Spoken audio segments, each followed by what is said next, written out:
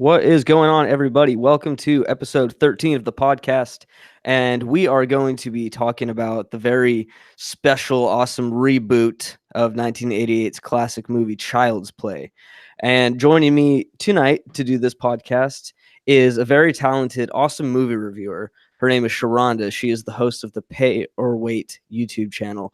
And Sharronda, I want to give you an opportunity to, first of all, say hi and plug your channel. Tell everybody what you do. What's your credibility? Why should people care about what you have to say? Hi, everyone. And first, thank you so much for inviting me to your podcast. I really appreciate it. Um, I have a site called Pay or Wait on YouTube. And so basically, I tell you, should you pay to go see the movie in theaters or should you wait to see something better? And so I started my channel because it started around Batman versus Superman because there's always this huge disparity between what the critics say and what the audience says. And so I really wanted to just make my channel to really base it off people who are spending their money to go watch these films. And so I am just a fan of movies. I've been watching movies since I was a young child. But also, too, I am a Rotten Tomatoes critic and a part of all the film critic groups at the same time. But I really just try to make my reviews fun and enjoyable because that's what the ticket holders and people who are actually paying to go see these films, that's what they care about. Awesome. That's cool. So what's your favorite movie genre? I love anything that's a period piece.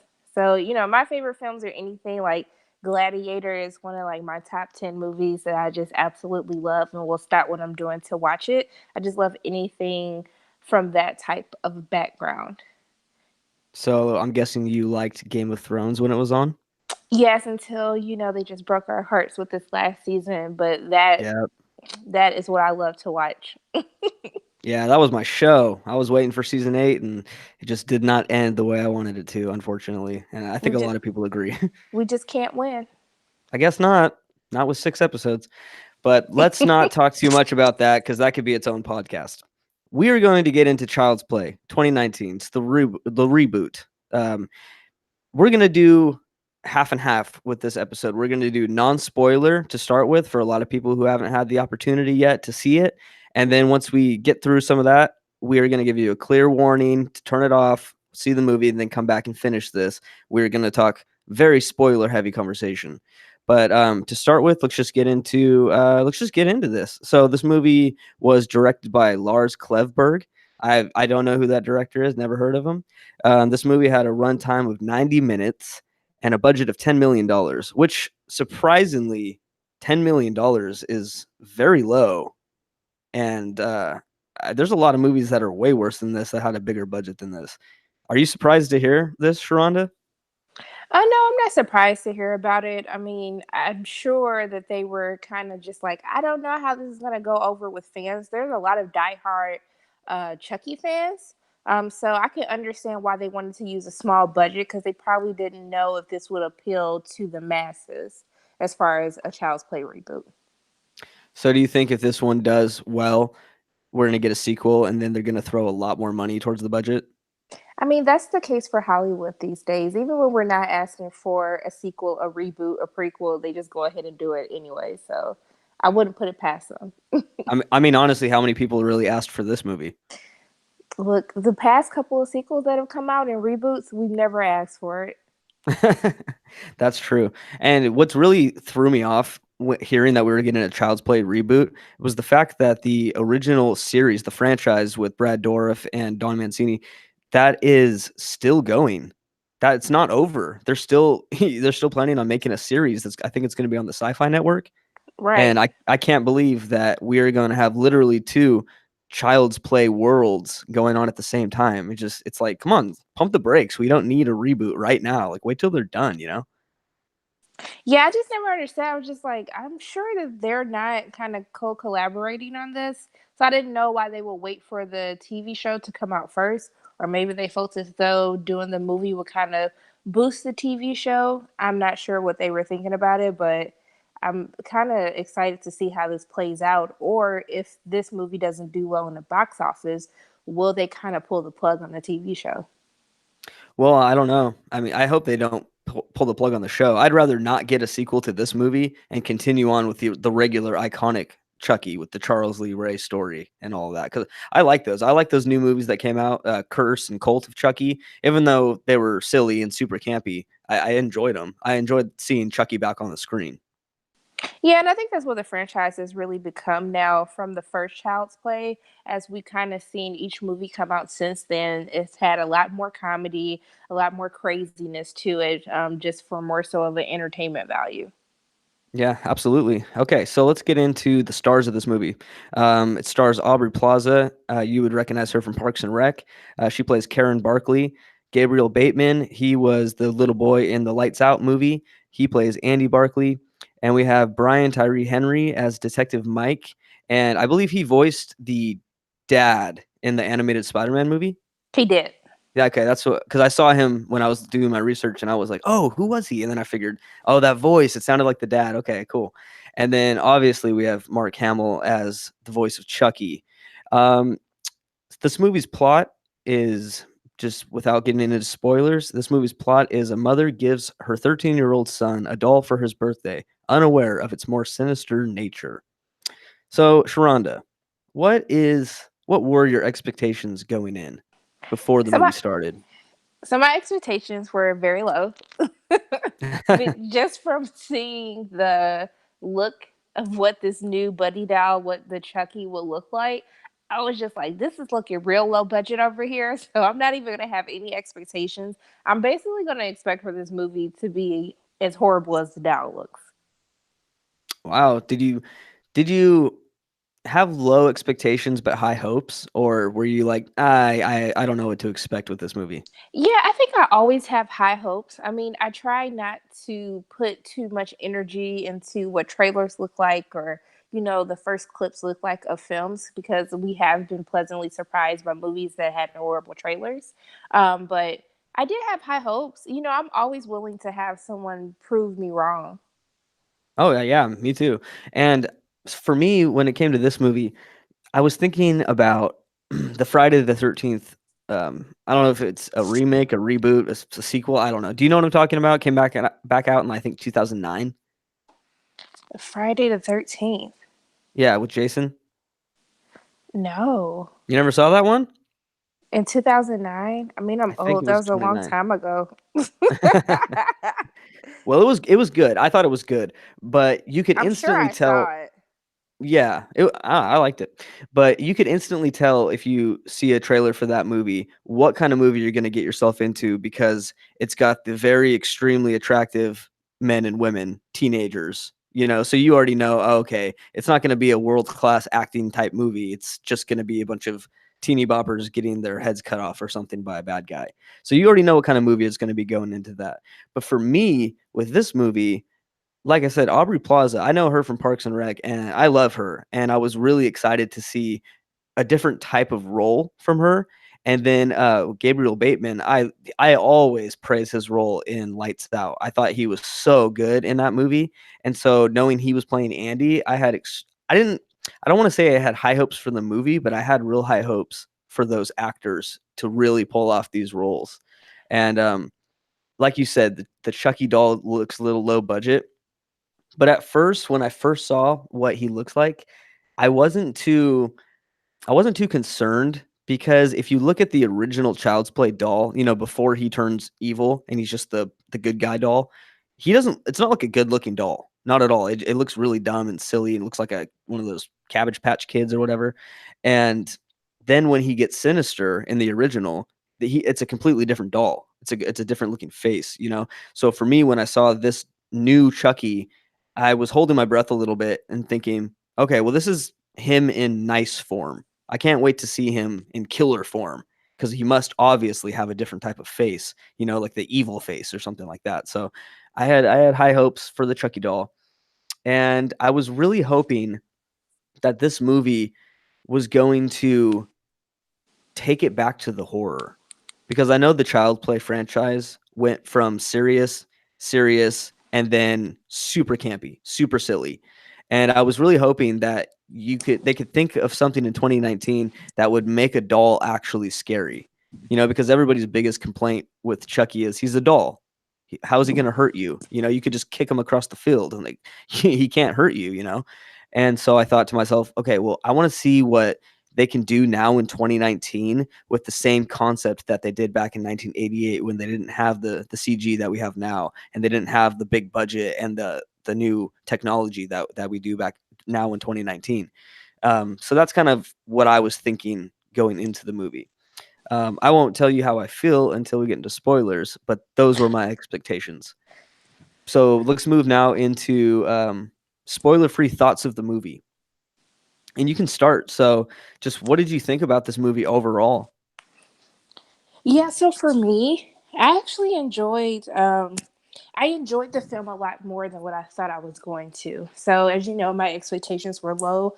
And I enjoyed the pacing of the film in the beginning, and maybe it's because I had just seen another horror film the day before that's actually coming out next week, and the pacing was really like off.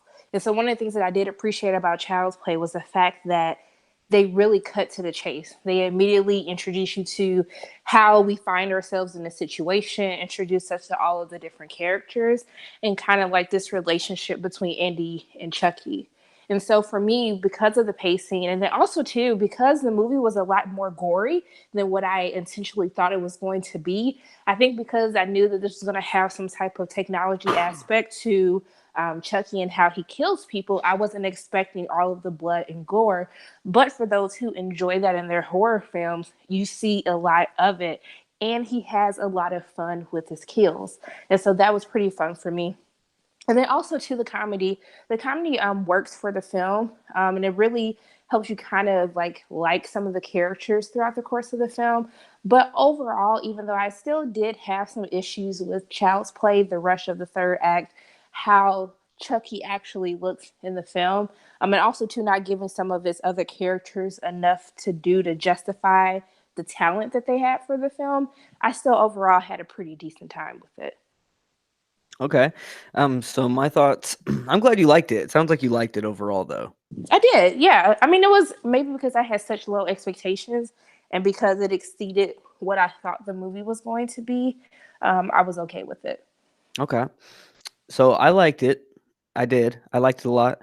I'm not gonna say it was a great movie and oh, you guys need to rush out and go see it. It's so good. It's definitely not that for me. But I liked it. Um, but I was trying to explain to my coworkers earlier today that because he was asking me, so how was it? And I'm like, okay, let me try and explain this. It I think is a good movie if it was a standalone other movie, if it wasn't connected to the Child's Play title, because I feel like as a Child's Play movie, they dropped the ball. And I think if it would have just been an original concept of just a boy gets, some sort of Alexa type, you know, servant, kind of like the movie iRobot, how they had like the robot helpers and then one of them is bad one day or something. If it would have been a movie like that, and then we would have got all the kills and we would have got everything with it, I would have liked it probably more. But I think the fact that they were trying to relate this to a literal reboot of Child's Play, that part didn't work for me because it didn't feel honestly anything like 1988's Child's Play. The only thing that at all kind of related to it was just the characters of Mike, Karen, and Andy, excuse me, and Chucky. But other than that, if you think about 1988's movie, the mom she's a really caring working mom who just loves her son and will do anything for him. And the detective Mike is an actual like homicide detective, and you see him working the cases. And in this movie, the characters don't really live up to how the characters were in the old movie. And I'm sorry, I'm not going to sit here and pretend that 1988 doesn't exist. I'm going to compare them side by side because it's a reboot. This isn't a sequel or a reimagining called, A Child's Friend or something. This is literally Child's Play. The movie opens with the Orion title. That's the same title that opens back in 88. So they're really trying to sync this movie as a reboot. And I don't think that part of it worked for me personally. I think I understand what you're saying when you're saying that you like the comedy of it. and it worked for the movie, and I'm on board with that. I'm glad it worked for you. And for me, it was funny. I was laughing hard in the movie, but I don't feel like I should have been laughing hard in the movie. I think I should have been laughing because it's a doll that's killing people. I should have been chuckling, but I was like belly laughing at some jokes, and I'm like, is this a horror movie or is this just a comedy slasher? I'm not sure, and that kind of bothered me too. I'm gonna get way more into the spoilers, why I feel these feelings that I have, but overall, I thought it was a fun movie. I thought it was definitely entertaining. That 90 minutes, it was pretty fast. It seemed really fast because the movie was over, and I was like, "Wow, that was fun." Um, I thought there wasn't really anything scary about it, though. Do you agree with that? Oh yeah, it definitely wasn't scary. And I mean, this is coming from someone who is literally terrified by anything. Will jump, will scream. I was scared in Toy Story. I jumped several times in Toy Story 4. But yeah, it wasn't scary. And but actually, I feel as though a lot of movies in the horror genre that I've been seeing lately that have come out this year, they haven't been scary. And so I'm not sure if it's because the premises are just so unbelievable that you just feel as though you can't be scared by it anymore. But for Chucky, like for the original Child's Play, I was terrified. Like I caught the police on Chucky before when I was little. That's how scared I was of him. But in this reboot, this refresher, I really like to just call it a refresher because to me, I feel as though that they were like, okay, if Child's Play happened in 2019, what would that look like? And so that's kind of how I went into this film, but it really wasn't scary for me. I didn't jump. I jumped maybe once or twice, which I appreciate them not relying on jump scares too much throughout the course of the film. But as far as a terrifying aspect, I can't sleep at night. No. Sorry, Yeah, that but was my but those long-winded answer. those jump scares are bullcrap, though. I'm not gonna lie, because there was two of them. So yeah, you probably jumped twice because I jumped twice. One of them was a good jump scare at the end. I think you know what I'm talking about. And Right. then the other one was one of those classic. Nothing scary happened. It was just a loud noise for no reason, and something happened, and you're like, oh, like for instance, it's really quiet, and somebody's focusing on something, and all of a sudden, it's like a cat jumps, and you're like, oh, and the whole crowd jumps, and you're like, oh, And then cat, you everyone laughs scared me. afterwards because they're just like, why did we jump at Yeah, that? yeah, because it was silly, and there was only two jump scares, and one of them wasn't even a scary jump scare. So I don't know. For me, the horror level of this movie was, I would say, at about a one, and I think it was because it was a one because I was trying to be scared. Because for me, I don't see a horror movie not to be scared. Like I'd rather just watch a comedy if I want to laugh. So for this one, I was really trying to watch Chucky, and when he starts to get a little bit evil, and when he starts to do some bad things, I tried to like convince myself that this was starting to freak me out a little bit. But in reality, it didn't. It was still good. It was still entertaining. It just wasn't scary. So if you guys are going to see this movie because you want a good horror movie, you will be extremely disappointed because there's nothing scary about this movie. I'll tell you that. And I'm somebody who jumps too and gets scared too. So if this didn't scare me at all, then I don't think it did its job. Um, before we get done with the non-spoiler part, let's talk about Chucky without spoiling too much about him. I want to know, what did you think about his voice? So I liked his voice, but for anyone who knows Mark Hamill, he does a lot of voice acting, most notably the Joker in the Hmm. Batman animated series. So I heard hints of Joker in there. I don't know if it was just me or if I don't know if I was just paying too close of attention, but I liked the voicing of it, especially how the plot goes with why Chucky starts killing people. I think it worked because it's supposed to be this creepy robot, this creepy best friend. Like, why do we have robots to be kids' best friends? That makes no sense. And so I felt as though that his voice really worked for it. I enjoyed it personally. I thought Mark Hamill did a good job because I was like, how did they get Mark Hamill to do this? But I was just like, I'll go with it. That's good. I'm glad it worked for you. For me, it worked kind of. And let me just preface everything by saying I'm not somebody who hates everything and I'm not somebody who loves everything. Okay. So if I'm saying I'm not liking things, that's not because I'm one of those jaded guys who's just like, oh, everything sucks. I really want things to be good. I do.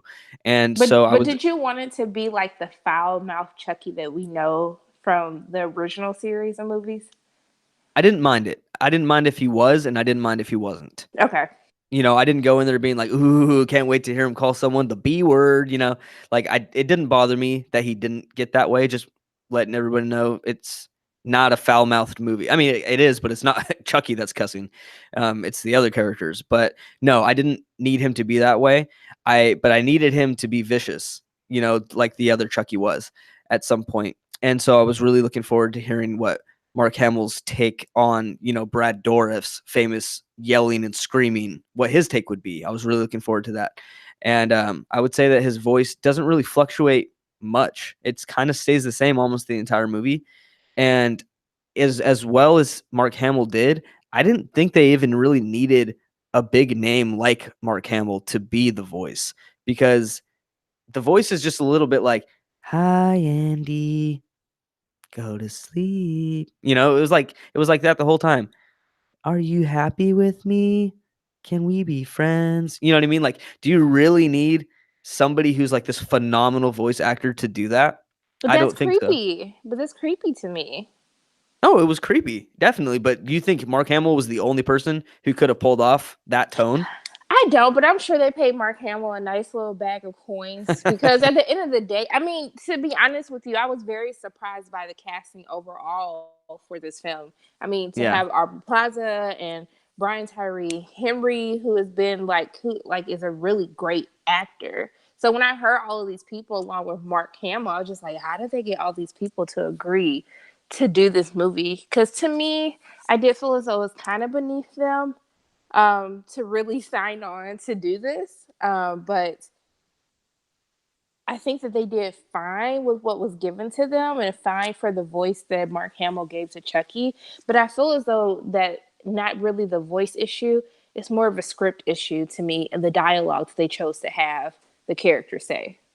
Yeah. Specifically for me, um, I'm not going to spoil this, but let's just say a famous dead rapper is mentioned in a certain part where I was like, "Are you kidding me?" I'm Like, just like, of all the people, that's who you said. Okay. I'm cool with that rapper. I'm just saying, like in that moment, I was like, "This is inappropriate." Like, this isn't like, I don't know. It wasn't that part wasn't for me. I was like, "This is not shouldn't be making me crack up right now." Like it is. You know, it should be a crazy moment, but everyone who sees this movie or stays till the spoilers will know exactly what we're talking about, and it's But it's but silly. I thought it was an interesting choice too, just because I'm not sure if everyone like with today's generation that they will even get the joke.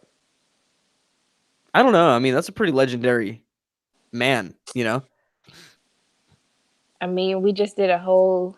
Did you see the ESPN thing with the draft players who were born in 2000 who didn't even know who Outcast was? really? Kind of, yeah. I'll send it to Oh. you afterwards. But yeah, I would be shocked if everyone caught on to that because people in my theater didn't all catch on to it. Oh, my theater was well, first of all, my theater was surprisingly not packed. I thought it would be. It was opening night. And but the people that were there, everyone was cracking up. Like my whole theater was laughing like it was a comedy movie almost the entire time. Like every time Chucky killed somebody, they're cracking up and clapping their hands. I was like, this is fun, but this is weird. I don't know. I feel like this is not a horror movie. But anyways, let's move on from all that. First of all, before we rate it, is this worth seeing in theaters?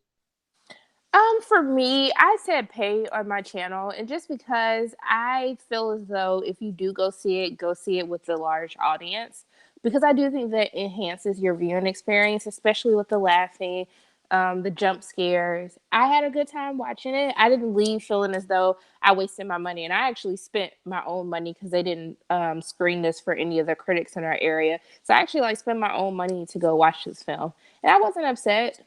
I wasn't like, ooh, you should rush to go see this either. But I was like, this is decent. Yeah, I spent my money too, and because I don't get free movies, I'm not cool like you. But I wish I was, but I'm not. But I spent my money, and I gladly spent my money because I bought this the minute that I was I knew I was going to see it on Friday. I was like, boom. I bought my tickets like a week ago almost because I was super excited to see this. Even if it was going to suck or not suck, I still wanted to see it in theaters. But that's just me preference wise because I like Child's Play and I really wanted to see what they were going to do with this one. But after seeing it, I would say if you want to go and it just have a fun, silly time at the movie theaters with a bunch of friends or family, and you know you're gonna walk into the theater and it's gonna be loud and there's gonna be people talking during it, and it's just gonna be more of like a fun event instead of everybody going to see a horror movie, then yeah, go see it. But if you're looking for a movie that's going to scare you and you actually want to focus on it and you want to have a quiet background and you really want to focus, then definitely don't see it in the theaters. Just wait for it to come out and rent it or whatever, however you watch it. But quality wise, I would say it's a pass. In the theaters, save your money, save it for something different because this is definitely a good movie to rent. Um, let's see. Ratings. Okay. So how we're gonna rate this movie? You can go first, Sharronda. Um, it's from 1 to 10. 1 is so low, as in this shouldn't even exist. 5 is completely average, just a completely average movie. And a 10 is I absolutely loved it, and Buddy will be my friend till the end. So what do you think? Well, Buddy is still my friend to the end, and that theme song was very catchy in the film. But I would give it a 5, and for me, that's still paying to go see it because it's an average film, but it exceeded my expectations from what I thought the movie was going to be. It's not a terrible movie. I think that if you're a Chucky fan, you will still enjoy watching it. You might have issues just like both of us had watching the film, but I still had a good time. Yeah, me too. Honestly, like I know I'm sounding kind of harsh, and I don't mean to be, but I'm just being honest with how I feel. And this movie, it was somewhat of a letdown for me in aspects, and then some of it did exceed my expectations. Definitely the gore level. There's a lot of like, whoa, didn't expect to see this. And it was funny because before the movie started, I was like, wait a minute, what is this rated? And I was like, oh crap, please don't be PG-13. And I looked it up, and I was like, oh, thank God it's R because I want to see some good stuff. And but what really freaked me out was the family that came into the movie theater in front of me, and they brought their like 3-year-old son and 4-year-old son to see the movie. Sounds like something my parents would do. Yeah, but I was like, "Yo, this is like it's Child's Play, but it's not a child's movie, right?" And then the whole time the kid was like, "Why is this happening? Why is that?" I was like, "Oh, shut your kid up, please. I'm trying to watch this movie." But anyways, my rating would be I would say since 5 is just completely average, I would say honestly, I would say this movie is a 6, 6.5, and I think it's better than an average movie. It's definitely way better than a lot of these B-side movies, B-side horror movies. I think it's definitely better than that. Like I just watched Trick or Treat. Did you see that one? It's on Netflix now. Not Trick or Treat. I'm sorry. Truth or Dare. Oh, child, yes, I saw that. The one where they're in the house and they have to do like dares. Yeah, I did not like that film whatsoever. Yeah, I didn't. I just watched it on Netflix. I was bored, That would be and a definite 2 for me. yeah, it was like a maybe a 2, but for that's like a bad horror movie. This one is definitely not like that. This is a fun time. So I'm gonna give it a good 6.5, 6 to 6.5. It's not great. The acting's okay. Gabriel Bateman, the kid, is fantastic. He carried the movie. Chucky was awesome. Yeah, if you stick around till spoilers, you'll hear us talk about the characters some more. But yeah, 5 and a 6.5. Okay, cool. So, guys, I'm about to better turn this off because I'm about to spoil the crap out of this movie. So go see the movie, or wait. But either way, turn this off if you don't want to get spoiled. If you do want to get spoiled, or you've seen it and you want to hear what we're going to say about it, then stick around, and it's going to be a really fun time. So, Sharon, anything last minute you want to say to people who haven't seen it? Just go in with no expectations if you're going to see this film in theaters, and just have fun. Like, try to leave the previous child's plays out of it, because I think it would just lead for a better experience. Absolutely. I did And a thanks lot for of listening to comparing. us. Yeah. Thank you. Okay, so I'm gonna give everybody about 5 seconds to turn this off. So 5, 4, 3, 2, 1. Okay. Spoiler time. If you're still here and you haven't seen it, it's on you now. Don't blame us, okay? All right. So what we're gonna do for spoilers is I'm gonna kind of just talk through the movie scene by scene, pretty much. Not in great detail, but we're gonna talk about it and just talk about our thoughts about parts of the movie, okay? Um, but first, we before that, I want to know, Sharronda, I want to know what you think about the main four actors, Karen, Mike, Andy, and Chucky. I want to know what you thought about Aubrey Plaza. What did you think? Did you think she nailed that role? Do you think she did really good? Do you think she was average, or was it not believable, or what did you think? I think it was just average. The issue that I had with her role as Karen was just there was no depth to her whatsoever. Like, she just None. seemed like she was this careless mom who just let her kid do whatever. Because even when she tells him to like go make friends with the kids across the street, I'm like, ma'am, it's nighttime. He can get snatched. It's not like you're trying to watch him. Why are you telling your kids to just? And it doesn't look like you live in a safe place. They live in Why are you telling? Chicago, 2019. Right, not a safe place. So No, why are you telling your kid to like go out at night when he should probably be in bed to go talk to kids? And then it just felt like she was a very neglectful mother, and that's she doesn't match with the vibe that I got from Karen in the original Child's Play. But I think if they would have talked a little bit more to maybe like why they were moving, why his dad wasn't in his life, what her situation was, because yeah, it didn't even seem because before she's a single mom just trying to make ends meet. But you don't get any of that from her character. Like, she's working in this department store, but it doesn't seem like life is hard for her. It just seems like she's just over it. Like, she's just bored of her life right now.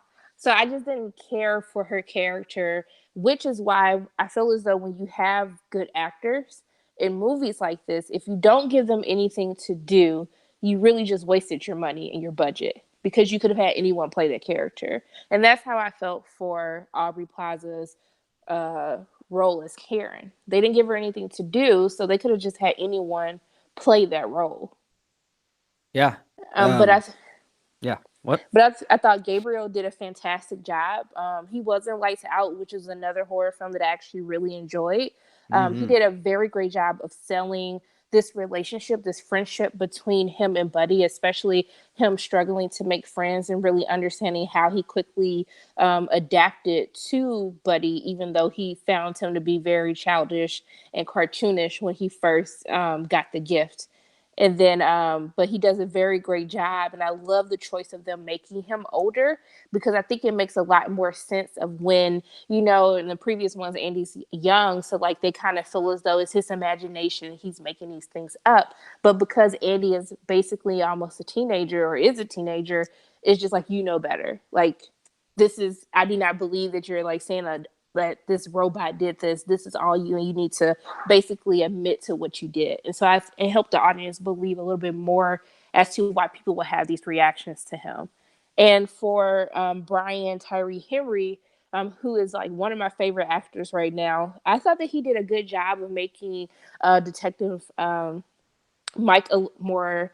He was like a lovable guy. Like, you're just like, okay, like he was a pretty nice kid, pretty nice guy, and even his interactions with Andy. But I wanted them to give him a little bit more to do as well. I mean, they kind of wove him into the plot a little bit better, as far as like when his mother became one of Chucky's victims, he had more skin in the game as to why he had to be a part of it. But I just wanted to see them have more to do. I felt that they had very great talent, and it was wasted. And this really could have. The issue that I have is that Child's Play could have been a very great movie. Like, they had the cast. It was just little things that they could have done to make this better, and it would have been like an awesome movie. It would have been a great B movie. Yeah, I mean, you're pretty much taking the words out of my mouth, honestly. Um, so I'll try to say it differently now. Aubrey Plaza, I thought was, and I agree with you. It's probably the writing. It's not her because I think she's a good actor. But she she seemed she seemed honestly like the Parks and Rec chick in this movie. That's what she seemed like to me. Like they were just like, "Hey, do what you do in that show in this one too." You know what I mean? Like I don't feel like they gave her creative room to be a different character. I think they just want, or maybe that's how she acts. I don't know, but it was very jarring in the beginning when she first sees Andy and they kind of have their first interaction. She comes home from work and she just looks tired, and she just looks like she even calls Andy dude, which I thought was weird. She's like, dude, what? And it's like, I understand you're a young mom, but you kind of mentioned Karen from the original movie. She's a hardworking mom. She cares so much and desperately wants to get a Chucky doll for her son because it's his birthday, and she loves him. And this one, like you said, it just kind of seemed like she just kind of gives up on life. She's like, okay, I'm gonna have some crappy boyfriend. I got some mediocre job that I don't take seriously. I'm gonna kind of steal something from my job, like on the down low. And it looks like she's kind of just annoyed with her kid. Like she loves him, but he's kind of a burden. Like, I don't know. She seemed like a bad Like mom, to she be like honest. she didn't want to be a mom, basically. Pretty much, yeah. Like, I'm not gonna abandon my kid, but I'm definitely not gonna put in the effort that it takes to be a good mom. That's the vibe that I got from her.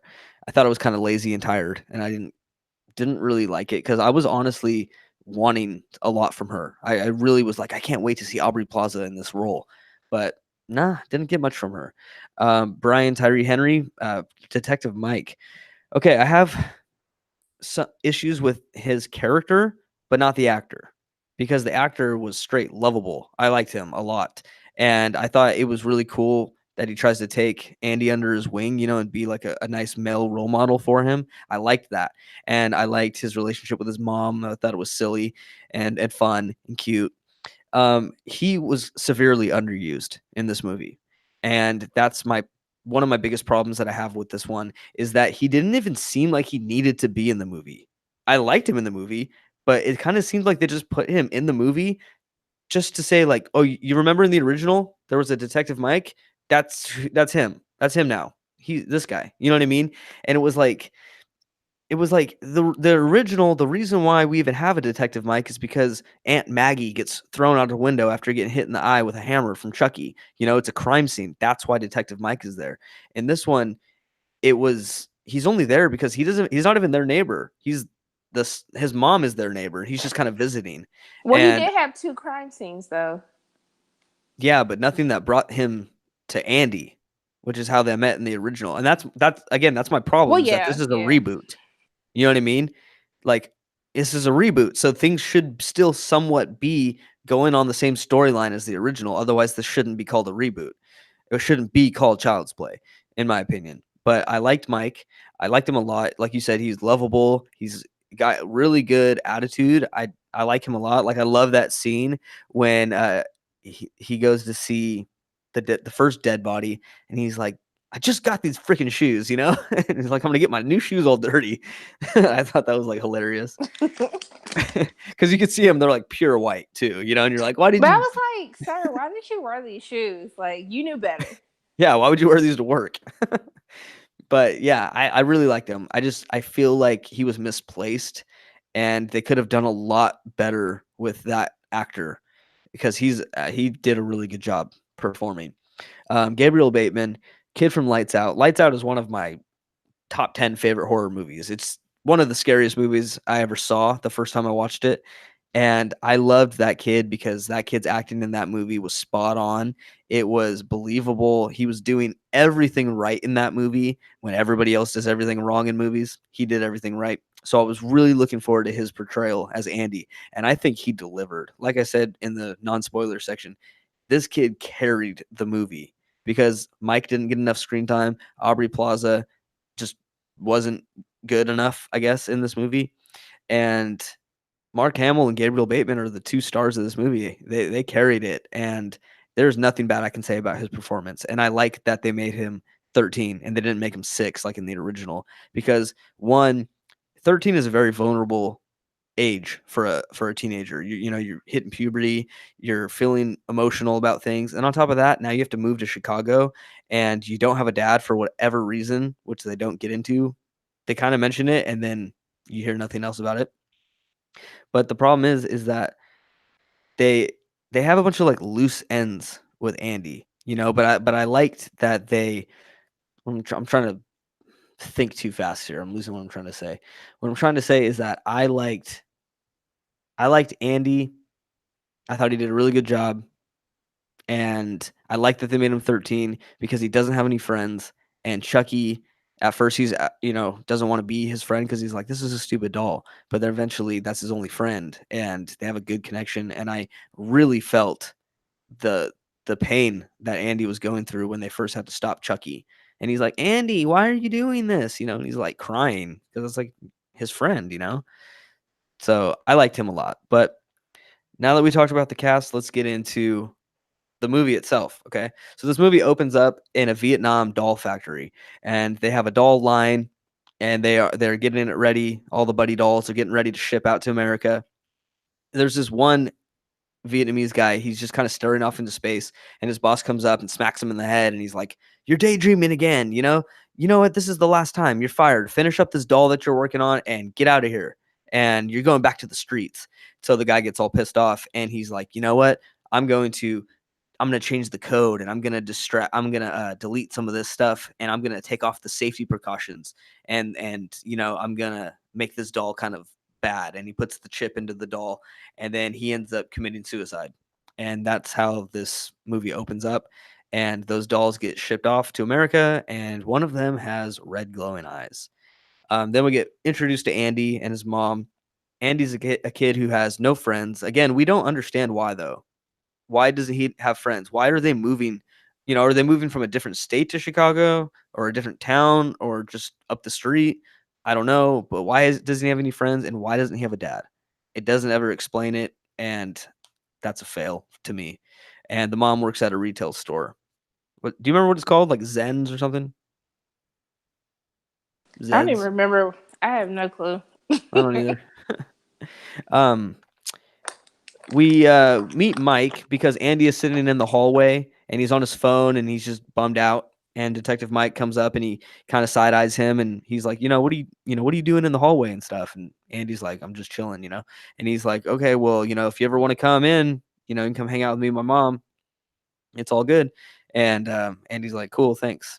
So then fast forward a little bit to Karen. She's at work, and people keep returning the Chucky dolls, which I thought was funny when that first dude comes in. And he's like, this is a freaking ginger doll. I didn't want a ginger doll. I wanted the blonde haired one. I was And like, she, I was like, geez, like, but it was so funny though when Aubrey Plaza's like, you can see into the package, right? And he's like, and the guy gets all pissed off. I mean, I thought but that she was had a funny. point. Yeah, she's like, fine, return it. I don't care, but it's like kind of stupid that you wouldn't look.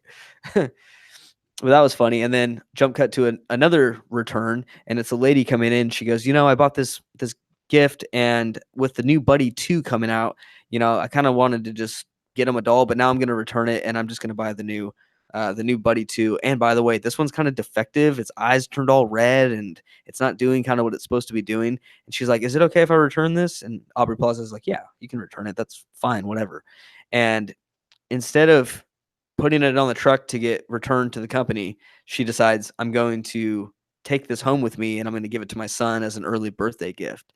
Um, so that's how we end up getting Chucky into Andy's life. So compared to the old one, where she buys it from a hobo guy on the side of a building, a peddler, she gets it from a faulty return. So what did you think about that? Did you like that change, or do you kind of like how the guy got it from an old burned out toy store in the first one? I thought this was more believable. Anyone who's worked retail, we definitely keep everything that people bring back. We find a way to market effective and keep it for our own. So I thought that was a more believable way. Um, for the storyline of how Chucky becomes bad, I just felt like that whole part was rushed. And it was kind Yeah. of just like, well, if you were gonna like really get back at people, wouldn't you just do something in the system to make all of them defective? Like, Yeah. wouldn't there just be like an override in the system just to, because you see like towards the end of the movie what Chucky does and how he overrides them. So that has to imply that the guy had the same capability. If it Yeah. was that easy for Chucky to do it. Yeah. So And that did was you like, I thought it was a little cuckoo. I was just like, that makes no sense. It's 2019. I mean, that didn't make any, and even in, I don't know, because the factory looked nicer in the 80s version rather than in this version. And that's my issue that I had. Like, if we're doing this film that's based off of technology, I expected Chucky to look better, to look more real, to make it even more creepy that like this looks like your child. You know, that it would be easy for someone to manipulate the coding to make all of the buddy dolls basically attack people. I just felt like they could have took it like a step higher than what they did.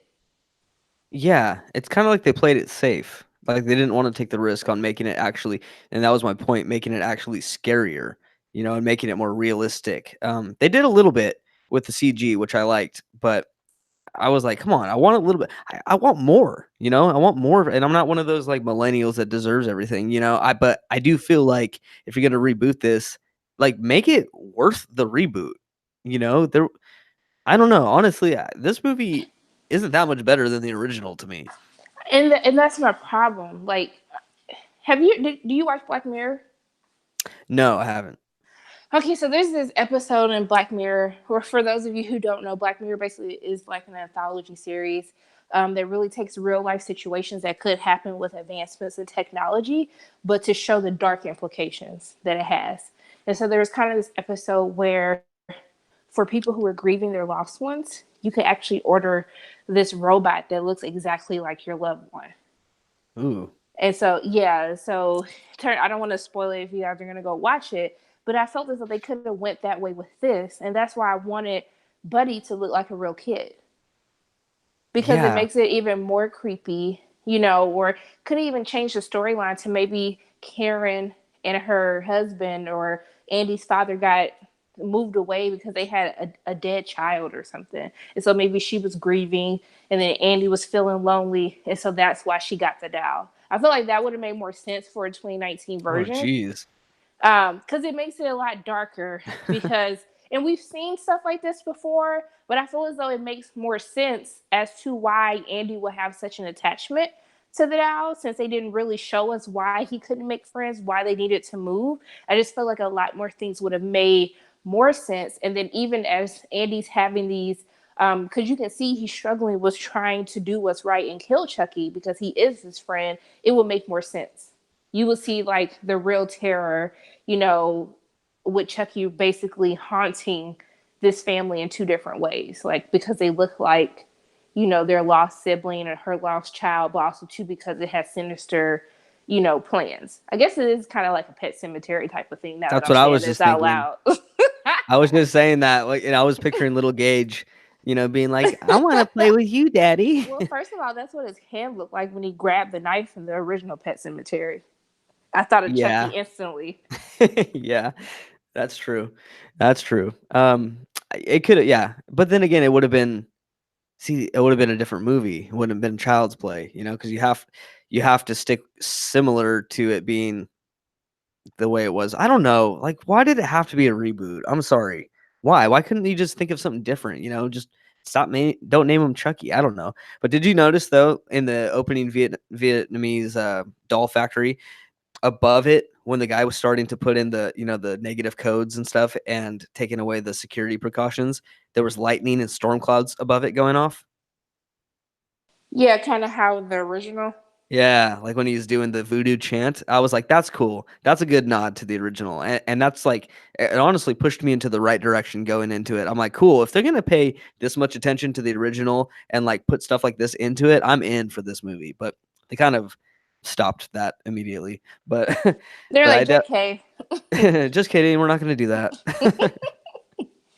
Gotcha. Alright, so Andy's birthday is in a week. The mom gets him the early birthday present. It's the defective Buddy doll, and they plug it in, they turn it on. I like that you plug in your phone to the USB cord right into his chest. I thought that was awesome. And the doll says, "What's my name?" They're introducing themselves. And this part didn't work for me. And maybe I can get your opinion on this one, Sharronda. But when he goes, Han Solo, and he goes, Chucky? And then he's like, okay, Chucky. Like, I don't know if they were trying to play it off as like a Siri thing. Like when you're like, Siri, where's McDonald's? And then, you know what I mean? They're like, did you say dry cleaners? And you're like, what? No. You know what I mean? But I don't know. I don't think like Han Solo was close enough to Chucky to believe that that's what was going on. And I don't know if they were just trying to just say Han Solo because Mark Hamill But was the voice of Chucky. but also too, what 13-year-old would know who Han Solo is? I know, right? I didn't buy it. That was my thing. That's why I was thinking, okay, maybe they're just doing that just kind of like to poke at Mark Hamill, like, ha ha, ha, Star Wars or something like that. I don't know. What was that? Oh, sorry, something fell. Oh, Sorry. that was a good jump scare. All of a sudden, it's just like boom in my headphones. Sorry. It's all good. So the doll asks what his name is. Finds out his name is now Chucky. Andy spends time developing a friendship with Chucky, and he's teaching him things. There's just kind of this montage where Andy's playing with him. They're looking at pictures. They're listening to music. Andy's brushing his teeth. I thought that was hilarious when Chucky is brushing his teeth along with Andy. I thought that was super funny. And I'm not gonna lie to you. Why did I feel like in love with Chucky the whole time? Like I didn't feel like this is a bad guy. I was like, Look, dude, I was Chucky is rooting for adorable. Chucky. I was like, Andy, Chucky is trying to be your best friend. Like, Yeah. just work it out. But he's just trying to protect you. That's all. He just wants you all to himself. Yeah, but like not even in a sinister way. It was like lovable. And we're gonna get into it in just a minute. But there's even a few scenes where I was like, I looked at my wife when we were watching this, and she looked back at me, and I went, "Oh, like no, it's okay. It's all right, Chucky. You shouldn't But be I in think trouble that, right now." but they had to do that because that's why Gabriel, who plays Andy, he really sells it as to when he's struggling to kill Chucky. And I think also too, what I love about this film is it also shows, and I'm sure they weren't trying to get this deep, so this is definitely me reaching. But as he meets his group of friends and they're kind of watching these horror films, I think that it shows how easily impressionable that kids can be from like art imitating life, because this is how Chucky kind of learned all of these things through watching the content that they were watching. You know what I mean? And Oh so he yeah, didn't know that, oh, okay, you can't go kill people because, we expect everyone to know that this is just a movie. Like, this is not real life. You can't do these things. But I loved how Chucky developed a lot of these bad tendencies from what the kids were doing. I love how that shows the impact of technology and also to content, the type of yeah. content the kids watch. Yeah. No, totally. Like he started off kind of a clean slate. There was nothing really negative or mean about him. And it wasn't until he started learning stuff from these kids where he kind of became a bad guy, which is it was really weird. And I'm gonna talk about that later too. But there's just a lot of thoughts I have about this Chucky character. Um, but after the montage is over, Andy and Chucky, they're playing they're either like doing a puzzle or they're playing a board game or something. And Andy drops something onto the ground, and his cat is on the ground as well. And when Andy reaches down to pick the thing up, the cat bites him or scratches him, and Andy's like, "Ow, stupid cat!" And he's bleeding. He's like, "Oh, the cat like pisses me off sometimes or whatever." And Andy or Chucky looks over and sees the cat, and you can see that he's like, "What's that, Andy?" Like, because he sees the blood on Andy's hand, and you're like, "Oh, snap!" Like, okay, I see what's gonna happen here. And then Andy goes to go wash his hand, and he comes back, and Chucky is choking the cat. He's strangling that cat. And that's like the first moment where you see Chucky doing something really bad and negative. But for me, it was like he was a child. Like Andy was a little or Chucky, God, I keep getting him screwed up. It was like Chucky was a child. Because Andy comes back, he goes, "What are you doing? You can't hurt the cat." And Chucky's like, "But he hurt you, like, and you're my friend." And that was like a moment where you're just like, "Yeah, it's all right, Chucky. You didn't know," and it's like ah, for me, I loved that aspect of it, that he was a child, that he's AI and he's learning, as he's going. But part of the first movie that really worked for me is that he is a doll, but with a murderer soul inside of him, and so I had trouble deciding in my brain which Chucky I liked better at this point. Did I like the Chucky that's like, Chucky says Aunt Maggie's a real bitch? You know what I mean? Or did I like the Chucky that's innocent, but he's turning bad? I don't know. I don't know which one at this point that I liked more. What did you think about that whole choking out the cat scene? I mean, look, I don't mess with cats because that happened to me when I was little. So I haven't messed with cats since then. But I like this Chucky a little bit better because I love a character that you're rooting for, but you're also rooting against at the same time, and you become conflicted with him.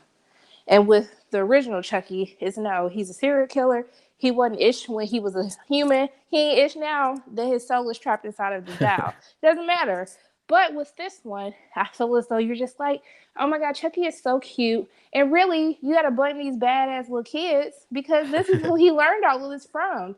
And Yep. even as he makes these kills and Andy asks him, why did you do this? He replays what Andy said, you know? Yeah.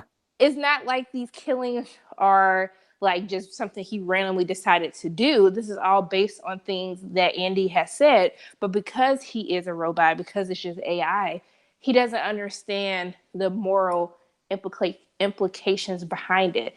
To him, he's just being a best friend. He's making sure that he protects Andy. And so that's why I think that I enjoy him a little bit more because I mean it's conflicting in like your thoughts that you have for Chucky throughout the course of the film. Yeah, I mean, yeah, I agree with you completely. And that is the first moment when you realize you need to watch what you say around Chucky because he's going to take it literally and he's going to do something about it. If he sees that his body is is not happy with something, he's going to take charge and he's going to make sure his buddy is happy, whatever it takes. And when you're a robot, you don't know that you can't do whatever it takes. And I liked that was the first little scene where you see his eyes red, and you're like, "Oh, dang, no, you can't do that, dude. That's not good." And you can kind of just envision what's coming in the future. So let's move on to so Andy scolds Chucky a little bit. He says, "You can't do that. You can't hurt the cat." Okay, this is a debatable topic that you and I kind of briefly talked about before we started podcasting. I said Andy's mom has an alcoholic boyfriend named Shane, and you hit me back with, oh, I didn't get that he was an alcoholic. Okay, so like, why didn't you get that? I just thought he was a dick because he was a dick. He I was. mean, because we only saw it's not like he looked drunk. I only saw him just having a beer, watching TV, being lazy. Okay. So I just really thought he was an asshole more so than he's Oh, an well, I mean, you alcoholic. thought right. He was for sure.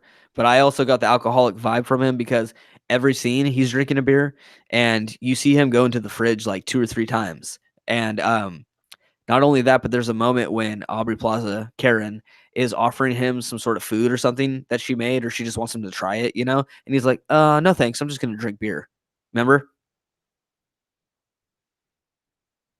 Do you remember that? You mean when she was offering him the cookies? Yeah, and he was like, no thanks. I'm just gonna drink beer. Yeah. I mean, to me, I just thought he was just being an ass. Yeah. I mean, he was. I That's mean, just what I took from it. I would believe it. I wouldn't be Yeah. shocked if they were like, "Oh, Shane was an alcoholic." Yeah. I mean, it's irrelevant to the story anyways if he is or he isn't, but overall he is just a jerk. And there's even the scene where I don't know if you're a child of divorce, but I am. And so I've seen my mom have a boyfriend or my dad have a girlfriend or something, and I could totally relate to Andy when he comes home and he's like, "Mom," and then they come out of the room and she's like, "Hey honey, I'm going to order pizza." And he's like putting his belt back on cuz they just did the nasty, and you're like, "Oh god, Shane, you can't do that not in front of her son." No wonder he Yeah, doesn't like you. yeah. When I saw him, I was just like, "This totally reminded me." My dad passed away when I was young, so like I had Mm, to deal with my mom dating, and I hated yeah. everybody. So just knowing that you moved to this new place, and then it makes you wonder: did they move because of him? Because in the beginning of the movie, like they're still unpacking. Like they just got there. So did Yeah. she move because of Shane? Like, You could mean to that be with be? Shane? Yeah, Oh, yeah, maybe. because I that would didn't. make more Yeah. sense why he has an issue with him. Yeah. I don't know. I didn't look at it that way. But maybe see, but that's the problem though. We shouldn't be speculating on why they moved there. We should know why they moved there. We don't know if Andy's dad passed away. We don't know if they have a horrible divorce. We don't know if he's in prison. We don't know anything about the dad. And then, they're looking through that photo album or whatever, and Chucky's like, "Hey, who's that?" And then Andy slams it shut, and he's like, we'll talk about that later or something. But they never do. And so there is a little bit of looseness in the plot, that just goes straight to writing. Just it's like they didn't care enough to weave it together. Um, Let's see. So, sorry, my nose is getting all stuffed up. I got my air conditioner off, so it's not loud, and now it's getting all stuffy in my house. Where are we at? Where are we at? Okay. Okay, so Andy's mom has a boyfriend named Shane. He's a total D word. We don't like him. So Andy calls Shane an a-hole behind his back, and we know that Chucky has the ability to record what people say, so Chucky records it. And then end scene, next scene, Chucky ends up killing the cat. And for me, I was just like, dang, now he's officially killed something. He's not just like choking it out. He murdered it. And what are you supposed to do in that moment if you're Andy? And I honestly, I don't understand why he didn't tell his mom that Chucky killed him. Do you think it was because he was trying to protect Chucky? Because that was like Yeah, his only friend? because yeah, and he knew that. I'm sure he knew that because he killed the cat, she was gonna get rid of him. Yeah. You don't think Andy should have been like, okay, I should probably get rid of Chucky too? I think he reacted how most people would because I mean, who liked the he didn't like the cat anyway. That's true. So I think if it was like an animal that he really loved and cared about, then yeah, he probably would have had a different reaction. But wasn't nobody messing with that cat. He was like, Yeah, no. He was like, good riddance. He didn't even feel bad that the cat was dead. He was more so just like, damn, I'm not trying to get in trouble right now. Like, chill out. I really loved it also when Aubrey Plaza is like, "Have you seen the cat?" "I haven't seen the cat." And he's like, "I think Shane let the door open."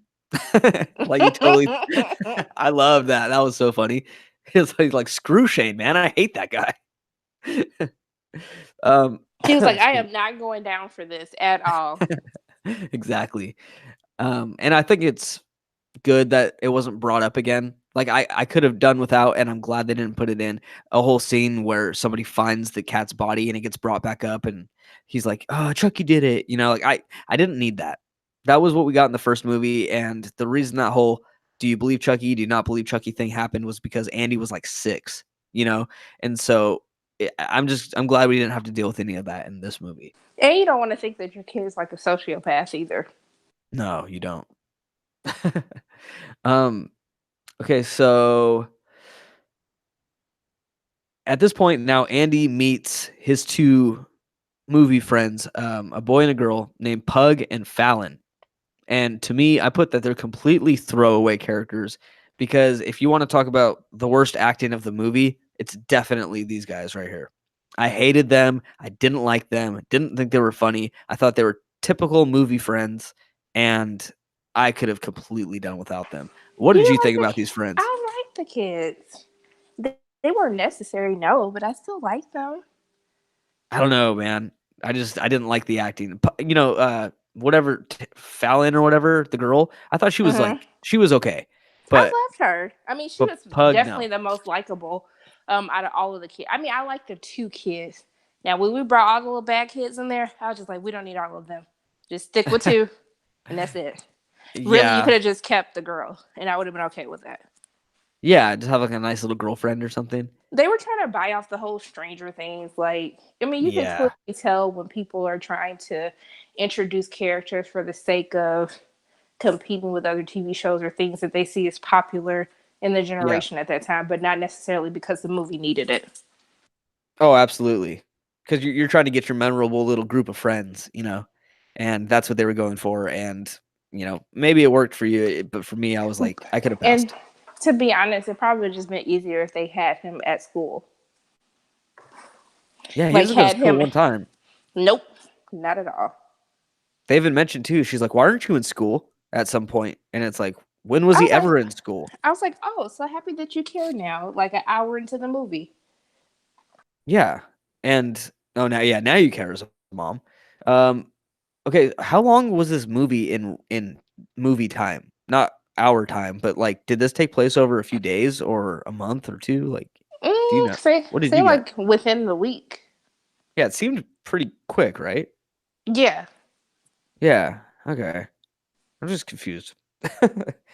Okay, so we're at the point now where Andy meets Pug and Fallon. I didn't like those characters, but when we meet them, it's because it's because Andy and Chucky are in the hallway and they're devising a plan because they want to f with Shane because Andy hates him. They just want to mess with him, and so that's when we meet. Wish I loved the plan that they came up with.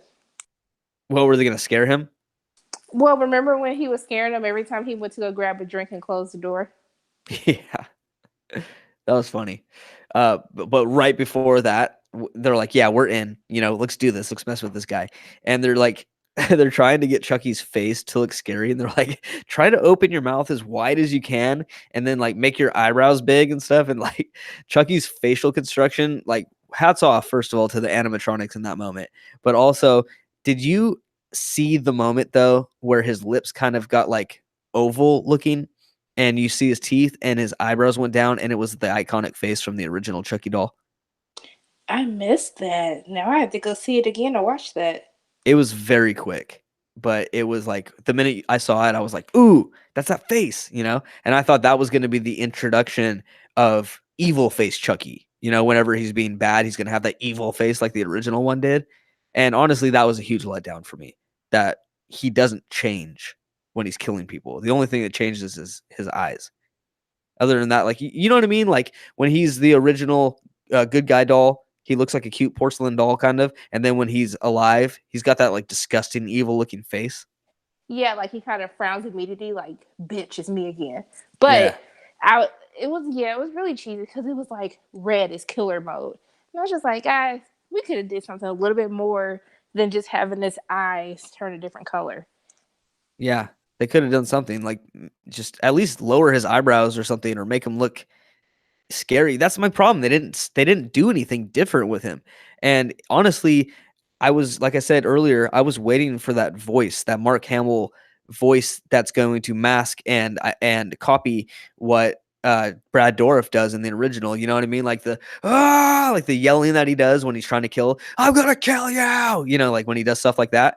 But like we didn't get any of that emotion. And I understand he's a robot, but we didn't get any of that higher range, that yelling. And I didn't need the exact same copycat voice, but I definitely wanted to hear him yelling or screaming or being like crazy, you know, but I never really got a crazy vibe from this Chucky. And I guess the difference is because they wanted to show, before Chucky was inhabited by an actual human being, like a human soul. And now it's just, this is like computer generated. Yeah. Not Uh, saying that I wouldn't have liked to seen some type of personality, yeah. but I don't know. Or it could have been funny if he started speaking in like other, like how Siri can speak in different voices or something, like do something like that or imitate other famous killers. I thought that would have been cool. Oh, that's a cool idea. That is a really good idea. Except see, how old are you if you don't mind me asking a lady her age? Oh my goodness. How dare I'm I? I'm old. Like I'm 31. No point in Okay. hiding my age. I'm 29 and a half. And 29. yeah, I'm not 30 yet, okay? But I'm 29, and if you would have had Chucky doing the voices of, you know, like Ted Bundy and John Wayne Gacy and, you know, those famous killers or something, that to me would have been awesome. I would have recognized it, but I'm not sure a lot of people who are younger than us would know No, who they those probably killers are. maybe if they did more so like movie killer references, like famous killers in horror films, they would have recognized stuff like that or like catchphrases. But because it could have been, I mean, it's computer generated, so it definitely could have just been an exact playback from like a different movie or whatnot. Yeah, especially since they had the whole scene of him watching. What were they watching? Texas Chainsaw Massacre. yeah, I think so. I'm pretty sure. Yeah, so they could have totally did that, and it would have made sense. Yeah, that would have been cool, but I think logistically you're gonna get into copyright problems,. Other than Right. that, though, yeah, that would have been cool, like having, the iconic, what's your favorite scary movie from Scream or something, or, even Freddy Krueger, just the way he kind of talks. That would have been cool. But then again, though, I don't know who if everybody would have seen those movies, but still, that would have been a Hey, cool they knew idea. the Tupac reference. I knew the Tupac reference. And we'll get to that in just a second because I definitely want to talk about that moment. So they play the prank on Shane, which is hilarious. I loved it. It was funny. Oh man, I was laughing so hard. See, was I supposed to be though? Was I supposed to be laughing when he's like, ah, and he just has a I funny mean, looking face? I laugh in all horror films. I mean, that's why I go to the movies to watch horror. I go to hear the audience talk, scream, laugh, all of that. That's why I'm there. I mean, I'm sure. I think that with the previous Chucky films at this point, I think that they did a lot of stuff to garner more so laughs than screams. Yeah, that's true. Um, Because we're watching a film, we already know how it's going to play out. yeah, So, I mean, to me, I think it was intentional. yeah, I liked it though. That's what I mean. Like, I didn't not like this movie. Okay, like I'm gonna be ripping on parts of it, but I did like the movie, and I'm gonna buy it on Blu-ray. I'm not gonna. Well, if it's available, like if Blu-rays aren't gone in 4 months, but if you can buy it on Blu-ray, I'm gonna buy it on Blu-ray. I definitely want to watch this again for sure. But so they play the prank on Shane, which is funny Chucky faces that he makes. Um, Andy and his friends are watching the Texas Chainsaw Massacre, and Chucky sees their happiness with the killing that's happening in the movie because, and this was my problem with Pug. He's overacting right now. He's dying laughing watching people get killed in that movie, and I'm like, dude, you can laugh, but you're belly laughing like this is a straight comedy movie that you're watching. It's not, but it's definitely overplayed. So that way Chucky can really see the emotion on everybody and how they're laughing and having a good time. And Chucky thinks to himself, oh, okay, I want to make my best buddy happy. And they like killing. So he's going to go grab a knife. And this is the first time you see him holding a knife. And he's like walking up, and everyone's like, whoa, whoa, whoa, yo, get your doll. And he's trying to stab I think he tries to stab Pug, doesn't he? Yeah, he's trying to say Pug. Yeah, and they like tackle him and hold him down. But I felt so bad again for Chucky because he's not doing it because he's evil.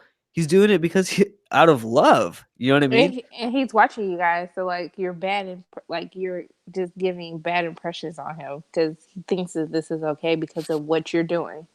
There's a bad kids on the block.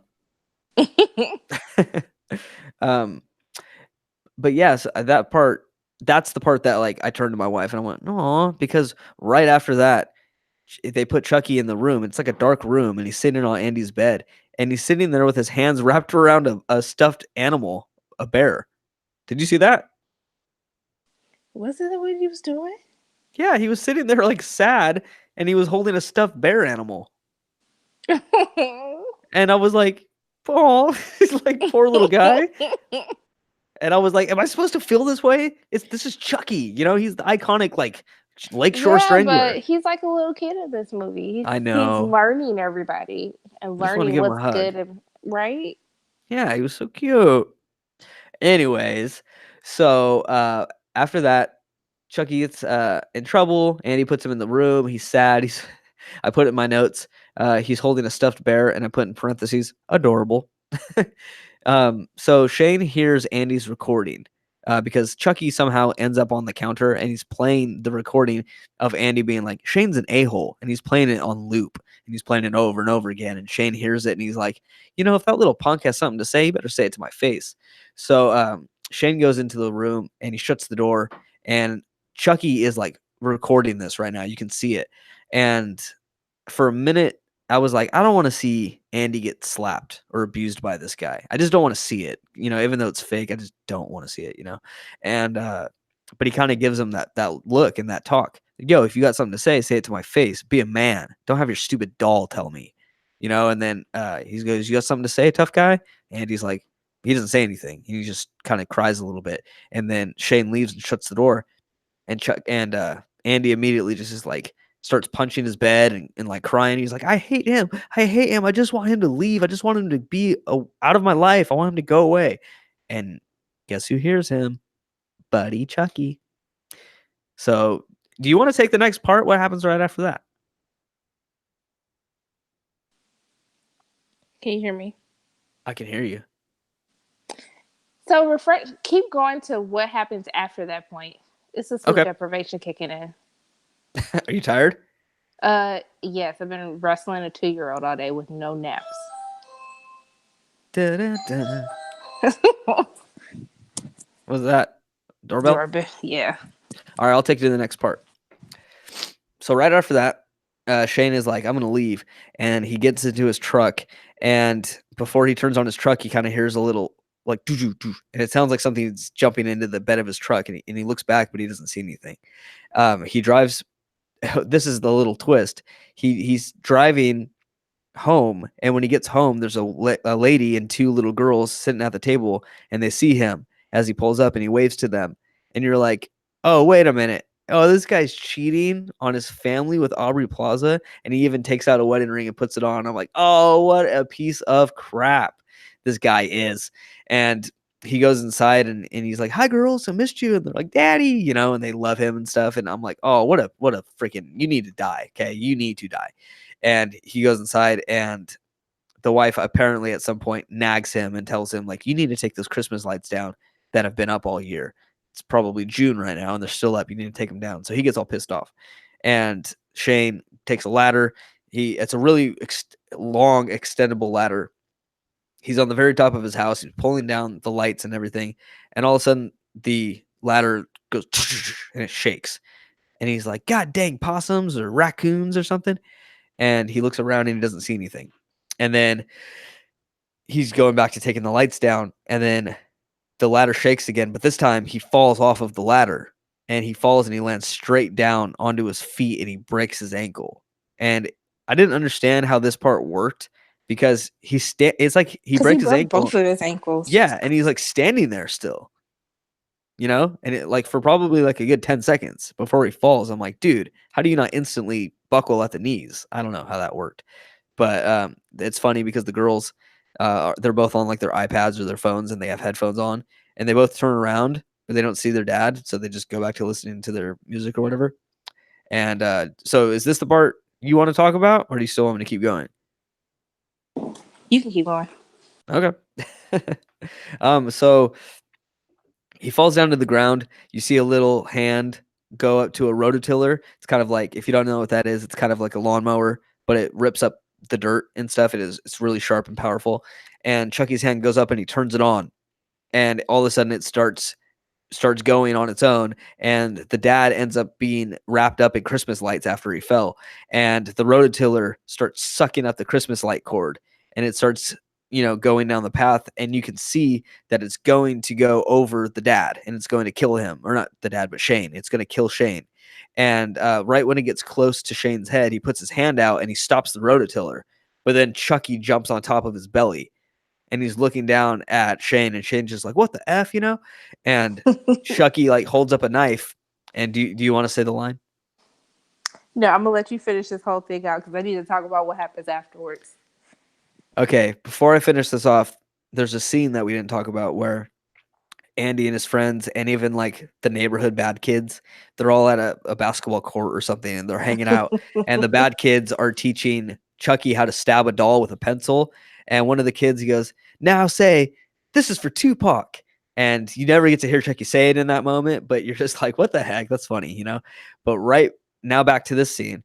Right when he's about to plunge the knife into Shane's chest, he goes, this is for Tupac. And then he stabs Shane into the chest, and the rototiller goes over Shane's head, starts chopping it up, and it even shoots out a piece of Shane's hair and scalp, and it lands onto a lawn gnome.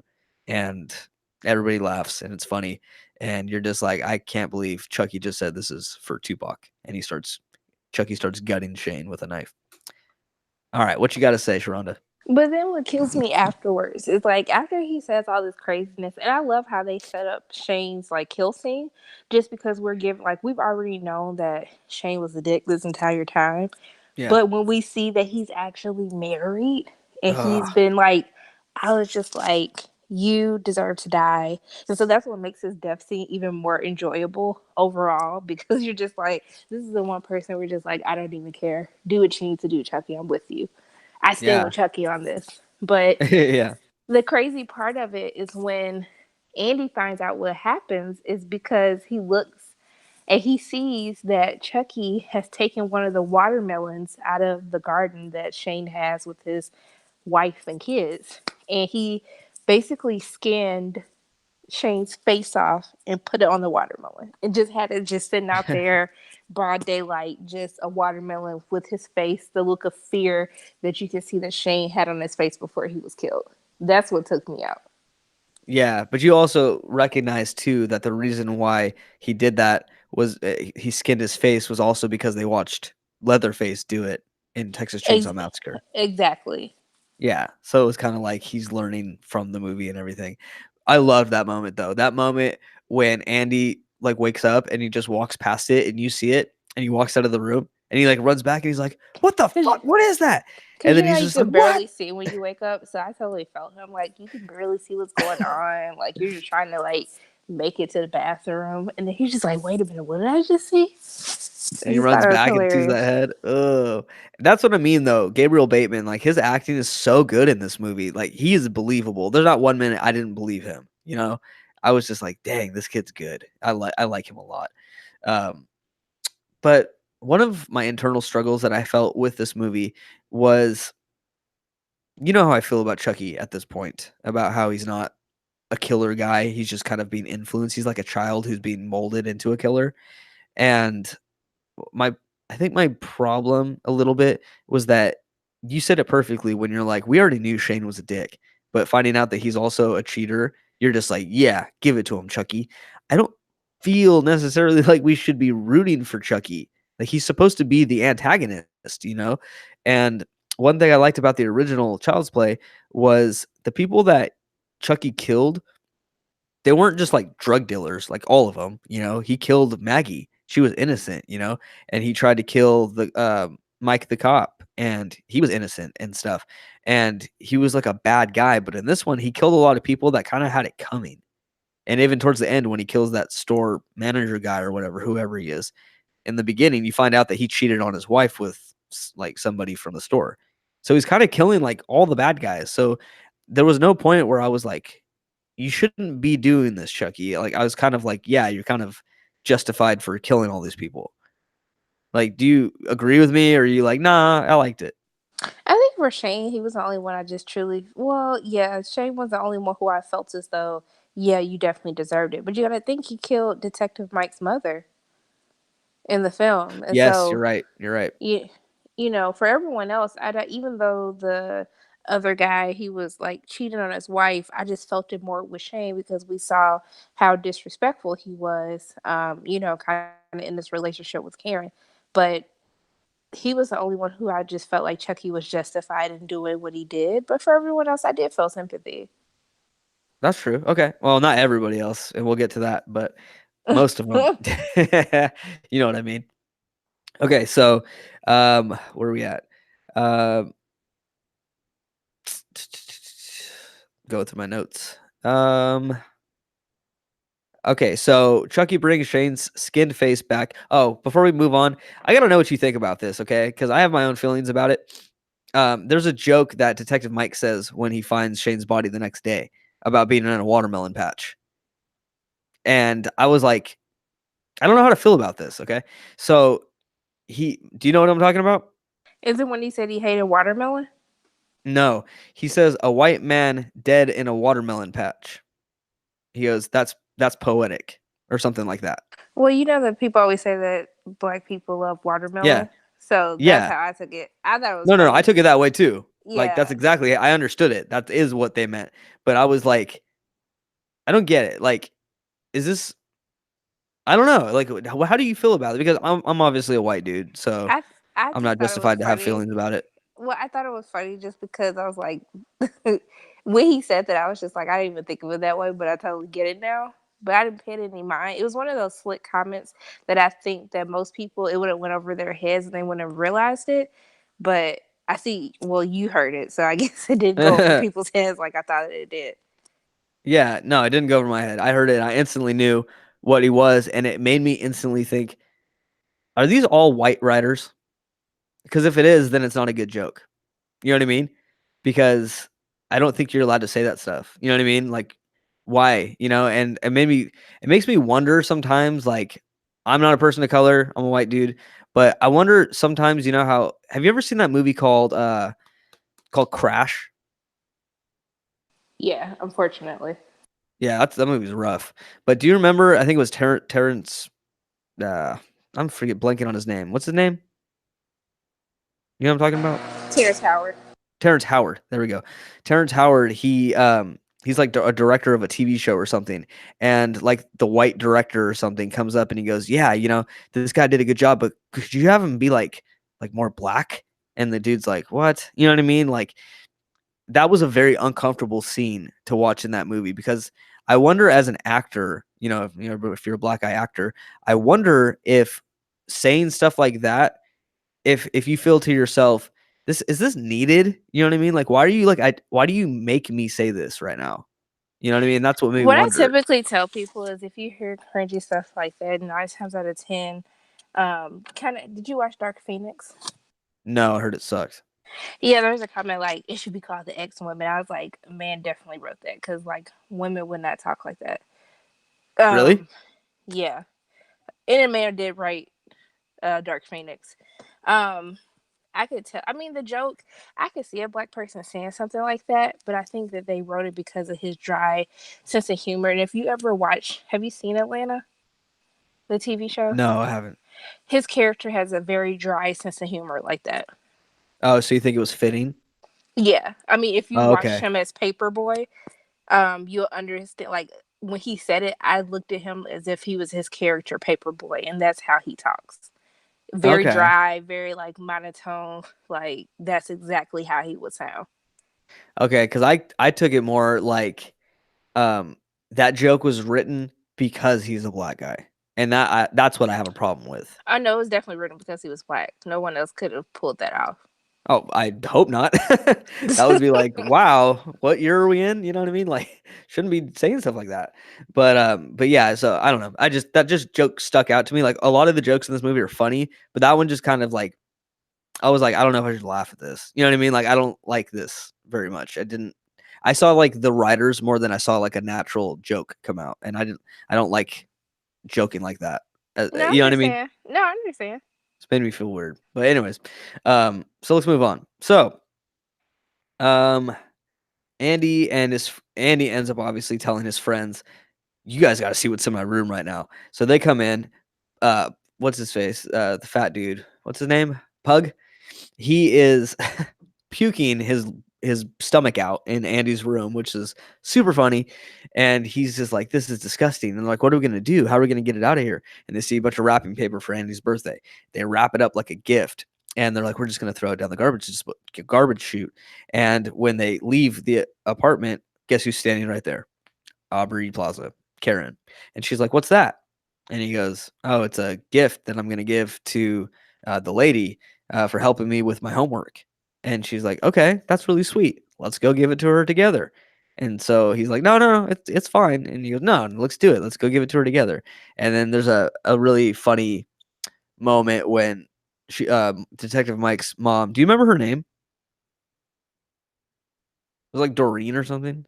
No, but I can look it up. Sure, look it up while I talk about this. Excuse me. So she opens the door up and she's like, "Hey, what's going on?" And Andy's just like, "Oh, like I have a gift for you for remember all the homework you've been helping me with, you know?" And he's trying to be It all was sly about it. Doreen. Oh, I got a good memory. Look at Hey, look you. at me over here. That's off my head. And so and so he's like, "Yeah, remember for all that homework you're helping me with, you know, like trying to be all sly about it." And she's like, "Oh, yeah, yeah, the homework." And he's like, "Yeah, here's a gift for you." So she takes it and he's like, "Don't open it till my birthday next week." And she was like, okay.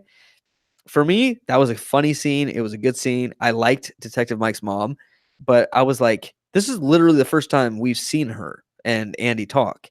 And I want to kind of know, did they have some sort of relationship behind the scenes that we don't know about? Has Andy spent time over there before? Because it kind of seemed like Detective Mike and Karen and his mom, and like it seems like everybody knew everybody. And I was like, Oh, I how think it's long is just this one of. movie? I think it's just one of those things when you see your neighbors all the time because it seems like Andy was always trying to escape his mom and Shane. So I'm sure that he had more interactions with them than what time allotted for us to see. And I just kind of felt as though she was kind of just going along with him. Yeah, that's no, she definitely was, and I thought that was cool, and I really didn't wanna see a scene where she was just like, "No, I don't know that," you know what I mean, and he's trying to, like, stumble his way out of it. I like that she just went with it. That made her character way more likable, and, I liked her character a lot, actually. I thought she was funny. She Um, was. she was a good character, which made her death that much more Even when she called him a upsetting. hobbit before she died. That was priceless. I loved it, and I love when she pulls up to she's in the Casbah car or whatever it's called, Kaplan or something, and she, like, pulls up and her old Caslin. yeah, Caslin. She pulls up in the Caslin car, and her friends are kinda, like, waving, like, "Hey," and she goes, "Hey, look at my car. Like, look at my ride," because she, like, finally uses a smartphone for how it's meant to be used for. Right. That was funny. I like that.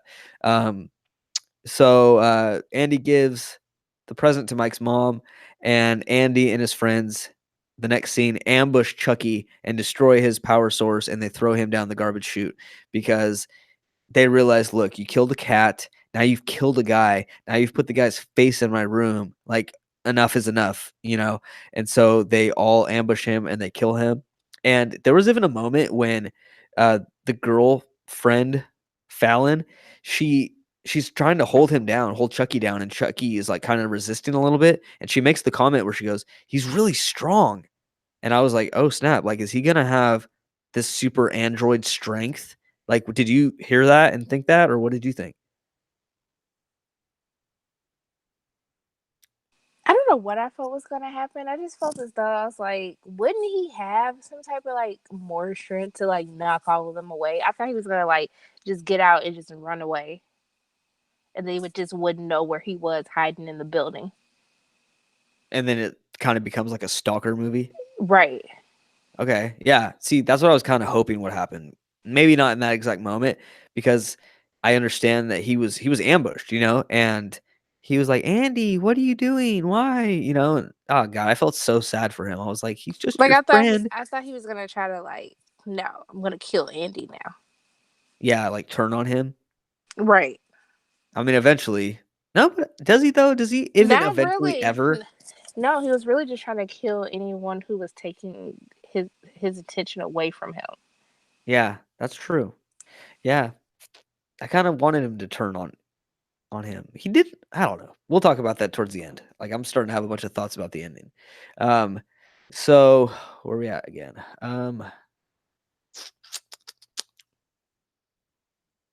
Okay, so they take the power source out. They wrap up Chucky up in a blanket. They throw him down the chute. Andy has dinner with Detective Mike and his mom, and he's having dinner with them to basically devise a plan to sneak the head away from Mike's mom's house and throw it down the garbage chute. That garbage chute gets a lot of screen time in this movie, I tell you. And he succeeds. And I thought that was a really funny moment when Detective Mike is like explaining to Andy about something, and he turns his back, and Andy grabs the head and runs out. And Mike turns around and he goes, "Even the hearing impaired don't want to listen to me." Like, I thought that was funny. And that also brings me to a point. Why why was Andy deaf in this movie? Or not deaf, but why did he need a hearing aid? He didn't need a hearing aid because you couldn't even tell he was deaf. Even in his speech, you couldn't tell that he had some type of impairment. Yeah, so did you feel like that was needed, or why throw it in? I will only throw it in if you were actually going to have a deaf actor play the role of Andy. Yeah, I mean, I do know that there was that moment when, Chucky connects to the cloud and everything, and he's talking through Andy's earpiece, but other than that, it was unnecessary. 100% unnecessary. And it also made me think when I was watching it, what is the craze right now with having deaf people in movies? Nothing against it, but have you noticed it's been like picking up a lot? And even in The Walking Dead, they have a deaf character now. But Like, this is have the you noticed difference. that? But this is the difference of them trying to check a box and say like, "Oh, we like had inclusion," when it's really not it. So you're saying they're trying to have like a more like a moral checklist, like we got to make sure we have this type of person in this movie, otherwise we're going to be viewed this way.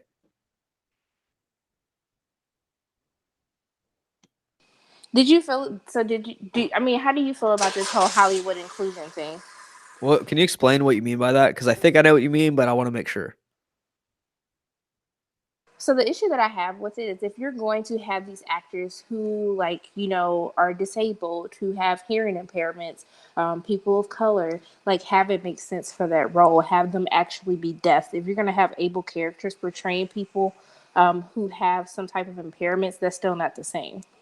And that's the issue that I had in this film. So in A Quiet Place, the daughter was deaf, and that was actually a deaf actress. Right.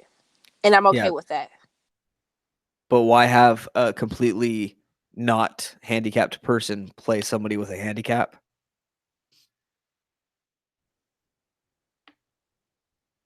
Hello. I just don't think it's okay to, if you Characters, I don't feel as though that they should be portraying um like acting as if they have this impairment, especially when you didn't have anything in there as to Andy having any issues. Really, there was only one scene where you knew he was deaf, and they really wrote that into his role. Yeah, And that's that's it. the, That's the issue that I have. It's fine to have the representation to say like, hey, this was a disabled kid, this was a hearing impaired kid, this was an LGBTQA plus kid. But if you're not going to incorporate that disability or their identity into the movie, then there's no point to have it. I think you're going to agree with what I'm about to say. Um, Avengers Endgame with the whole gay part of it. Did you see that? But I thought that was okay. Why? Because as he's having okay, so here's the thing, like when it's not overdone, he was just having a normal conversation talking about how he could date again. And I think that he's actually gay in real life. I don't think so. He's not gay in real life. Ooh, don't tell I nobody. don't know. Y'all I don't want to. don't listen to what I just said. I thought he was gay. I'm sorry. You can look it up if you want. I don't know. Okay. Let me look it up. Okay, look it up. You finna get me in trouble. Okay, let me say then what bothers me. And I said this in my end game review. I said I don't like that it seems like writers nowadays and directors have a checklist of all these things that we need to have in our movie. We need to have got to make sure you have a black guy. You got to make sure you have a deaf guy. You got to make sure you have a gay guy. You got to make sure you have, you know what I mean, girl power. You got to make sure you have this because if you don't, then like we're going to be looked at wrong. So we need to put that in. And my problem that I said was I don't like that some people are making movies and putting in those things not because they feel like, yeah, I want to have a gay character or, you know what I mean? I want to have a predominantly black movie like Get Out or Us or something like that. That's fun. That's all good. And I support all these types of different types of people being in movies.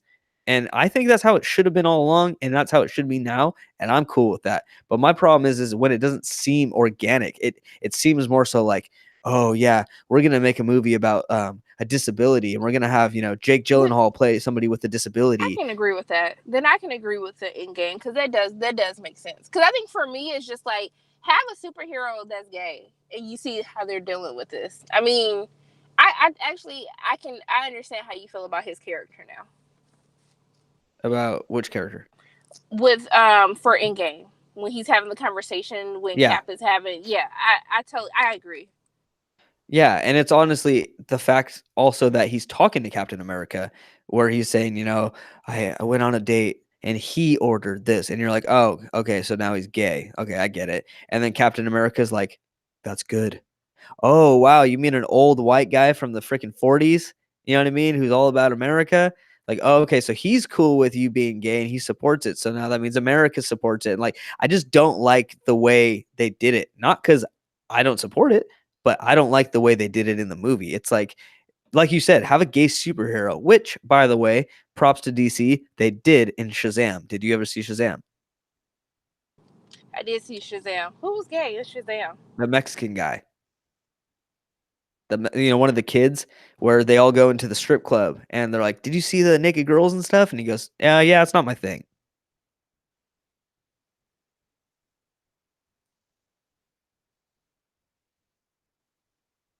Hello. Can you not hear me? That's the same as Endgame, though. He just talked about it. Yeah, That's you're right. it's the exact same thing. Okay, you're right. You're right. Yeah, okay, I can see why it'd be the same thing. Except one's a superhero, one's somebody in a class talking to Captain America. So I don't know. I don't know. And I think Brie Larson is supposed to maybe be a lesbian. They've been implying it, but I haven't seen it. And then I have issues with that too because they try to give her that like haircut and the suit at the end. So people are like, oh my gosh, she's like, she has to be gay. And I was just like, that's so stereotyping, but okay. Just because she had a suit on and she had a short haircut, stop it. Oh yeah. Okay. Yeah, I know. See, that's the thing. You're trying to incorporate, all these different things that haven't been acceptable for this much time. They're But you're just not. trying too Yeah. hard. They're just trying. Just let them be normal people, and like their person, their loved one, they're just of the same sex, and that's okay. Just let it be normal. They're just trying way too hard, Let it be organic. and And that's it's the issue. yeah, Nothing's organic right now. You can tell that they're checking a box, and that's the exactly. problem. That's a huge problem with me. And a lot of people don't see it and they're seeing that it's just like, "Oh, let's applaud them for what they've done." And it's like, "No. You know what I mean? Like let's applaud them when you get an actual gay superhero or something. You know what I mean? Like I don't care either way. Like whatever, just make a good movie. I don't care what color your skin is if you're a star. I don't care what your gender or sex or, whatever is if you're the star of a movie. If you make a good movie, I don't care. You know what I'm saying? But if you're just gonna throw stuff in just to be like, look at how righteous we are, then I don't like it. But we are completely off of Child's Play to the point where I don't even know what part of the movie we're talking about now. So let me look back at my notes. Well, bringing it back to Child's Play, we were talking about the issue of Andy and how he has a hearing aid, and they Oh tried to yeah. incorporate it in maybe one or two scenes, but overall for me, I was just like, so what's the point? What was the purpose of having this? I just didn't feel as though that it really worked, and maybe it would have been a little bit better if they kind of played into one of the kills, like maybe he killed someone right by him, and his hearing aid wasn't in, so he couldn't hear anything. I don't know. Well, do you remember that I just didn't moment? think. Sorry. No, you're good. I was saying, do you remember that moment when the first time you meet Pug and Fallon or whatever, and Andy's his earbud thing, or his earpiece, whatever it's called, hearing aid, it has that really high pitched noise and it's projected out of Chucky, and they're like, "Oh, that's so loud." You remember that part? Yes. Okay, why didn't they do anything with that? Like Well, I thought that's how they were gonna defeat him. They did something towards the end, but it was really just Chucky talking in his ear, like because they Yeah. did it in two more scenes. So, when he gets into the fight with the other kid at his mom's job, Omar? yeah, he couldn't hear them because his hearing aid had actually fell out. And then at the end, when Chucky kind of takes over the store, he starts talking to Andy directly in his hearing aid, like he hacked into his hearing aid as well. Yeah, which is fine and that's cool, but why though? That's my only problem is why. And it didn't it was funny because Aubrey Plaza, after they break up the fight, she walks up and she's like, "Are you okay?" or something, or "Where's your hearing aid?" And he responds to her. And he's like, "Oh, it's over there on the ground." And then they pick it up. I'm like, "Wait, so you heard her and you're not wearing your hearing aid?" Like, what? How I think deaf they are thought you? we were just gonna say that. Oh, he read her lips. Possibly, but there's no reason for it. It was silly. It could have been left out, but whatever, fine, whatever. Anyways, so again, Andy has dinner with Mike and his mom to steal that head. He takes the head, he throws it down the chute, and he also has thrown Chucky down the chute at this moment. And then this is the point where the creepy groundskeeper janitor guy finds Chucky and restores him back to good. He gets a new like heart Tony Stark battery thing for his chest, and he gets the doll all back up, running good, gets him connected to all the Cas Casblin or whatever it's called. I keep forgetting what it's called. Caslin. Caslin, yeah. He gets Chucky connected to all the Caslin products, and he's in the cloud now, and he's connected to everything the way he should have been from the beginning. And then you see how perverted this freak janitor guy is, where he has cameras in all of the little houses, and you see Aubrey Plaza getting out into her underwear, about to get into a shower, and he's just like touching himself, and he's sweaty and he's hot, and he's just like, oh yeah. And you're just like, oh dude, come on, you freak.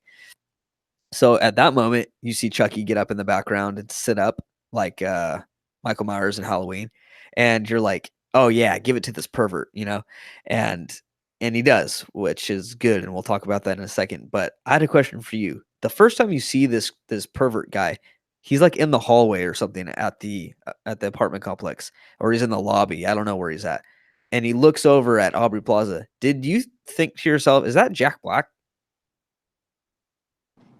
You know what? I did not think it was Jack Black. He looks like a mix of Jack Black and who's their friend? I don't know. Did you ever watch Space Jam? Yeah, of course. You who his agent was? The creepy looking Oh, agent dude. the dude from Seinfeld, right? I was gonna say Seinfeld, but I was like, I thought he was on there. I didn't watch Seinfeld like that. Don't judge me. No, it's cool. No, I know who you're talking about, the fat guy. He's also from Jurassic Park. That's who I thought he looked like, actually. Like, Yeah. if him and Jack Black merged together into one person, that would be the creepy repairman. Yeah, but I totally thought for a minute, I was like, "Is that Jack Black?" And then once you start seeing him and be a creep, you know it's not Jack Black. But so Chucky gets up and then he disappears and all the lights go off. And the guy's like, "Yo, Kaplan or Kazplan or whatever, lights on." And the lights don't turn on. And then you realize, oh, Chucky's in control of all this now. And he's like Chucky 2.0 now. And I don't remember what he does, but I think he just starts slicing the dude's like legs, and he stabs him in the man part. And he did a lot to him. yeah, he's messing with him. He's toying with him, which that to me rang true to Chucky. Like just running up, slicing him, and then running away. I liked that. And then he's getting stabbed, so he jumps onto this table and he's holding on to this heater pole thing, and he's standing over a buzzsaw. And Chucky turns on the buzzsaw and also starts turning up the heat on the pole, and it's getting to like 125 degrees. The guy's burning his hands, and then he ends up letting go, and he falls down dick first onto the buzzsaw and just starts getting chopped up and killed, and his leg gets completely sawed off, and that was the goriest part of the movie. And I like that. I think everybody in my theater kind of went, ooh, when that happened. What did you think about that whole scene? Did you have any issues with it? Did you think it was done well? What did you think about the gore? I was like, get him. I was like, get him, Chucky. Get him. He's so disgusting. But I love how they incorporated the use of gore and the technology, even with the little saw. I was just like, my God, this is not going to end well. Like, I can't take it already. Could you say that but part again? You kind of broke up. But I actually really enjoyed their part. That definitely was like one of my. I don't know. I still have a soft spot for seeing Shane die. Yeah. Though. What did you think of when the guy is holding onto the pipe and he falls straight down on the saw? Did you think for a second like you probably could have tried a little harder not to fall directly on the saw? Well, he was traumatized. Like, what was he gonna do? I didn't think that much into it. I was just like, even if he tried to jump, like some part of him was gonna get caught in that saw. There was no way. Or maybe some he part should of have him just kept trying to like burn his hand and keep like climbing like the pole and trying to. I don't know, because I guess he was kind of heavy set too, so that posed the issue. Yeah, I thought he could have done some sort of swing, like kind of just like kick your legs out and just like, do a Tarzan swing off of the pole or something, and maybe your arm lands on the buzzsaw, but at least your groin doesn't land on it or something. I don't know. It was still good. That was really gory. I was like, look, no matter what he does, he ain't gonna make it. It's just not gonna work out. No. It wasn't meant to be. No, he's dead meat. All right, so the groundskeeper, he gets killed. Chucky is now connected to all the. Is it called Kaplan? Caslin. Caslin. Let me change that in my notes because I Not wrote Kaplan, like Kaplan. the test prep. Okay, there we go. Yeah. No, I wrote Kaplan. So every time I'm looking through my notes, it says Kaplan, and I'm like, God dang it! Like, what is it called? Okay, so now Chucky is connected to all the Caslin products, and Yay! yay! Now he's turn on You my did TV. it. He did it. So Chucky kills the guy. Chucky attacks Mike's mom, which this was the only kill that I was like, no, other than that, I didn't care about all the other people that died.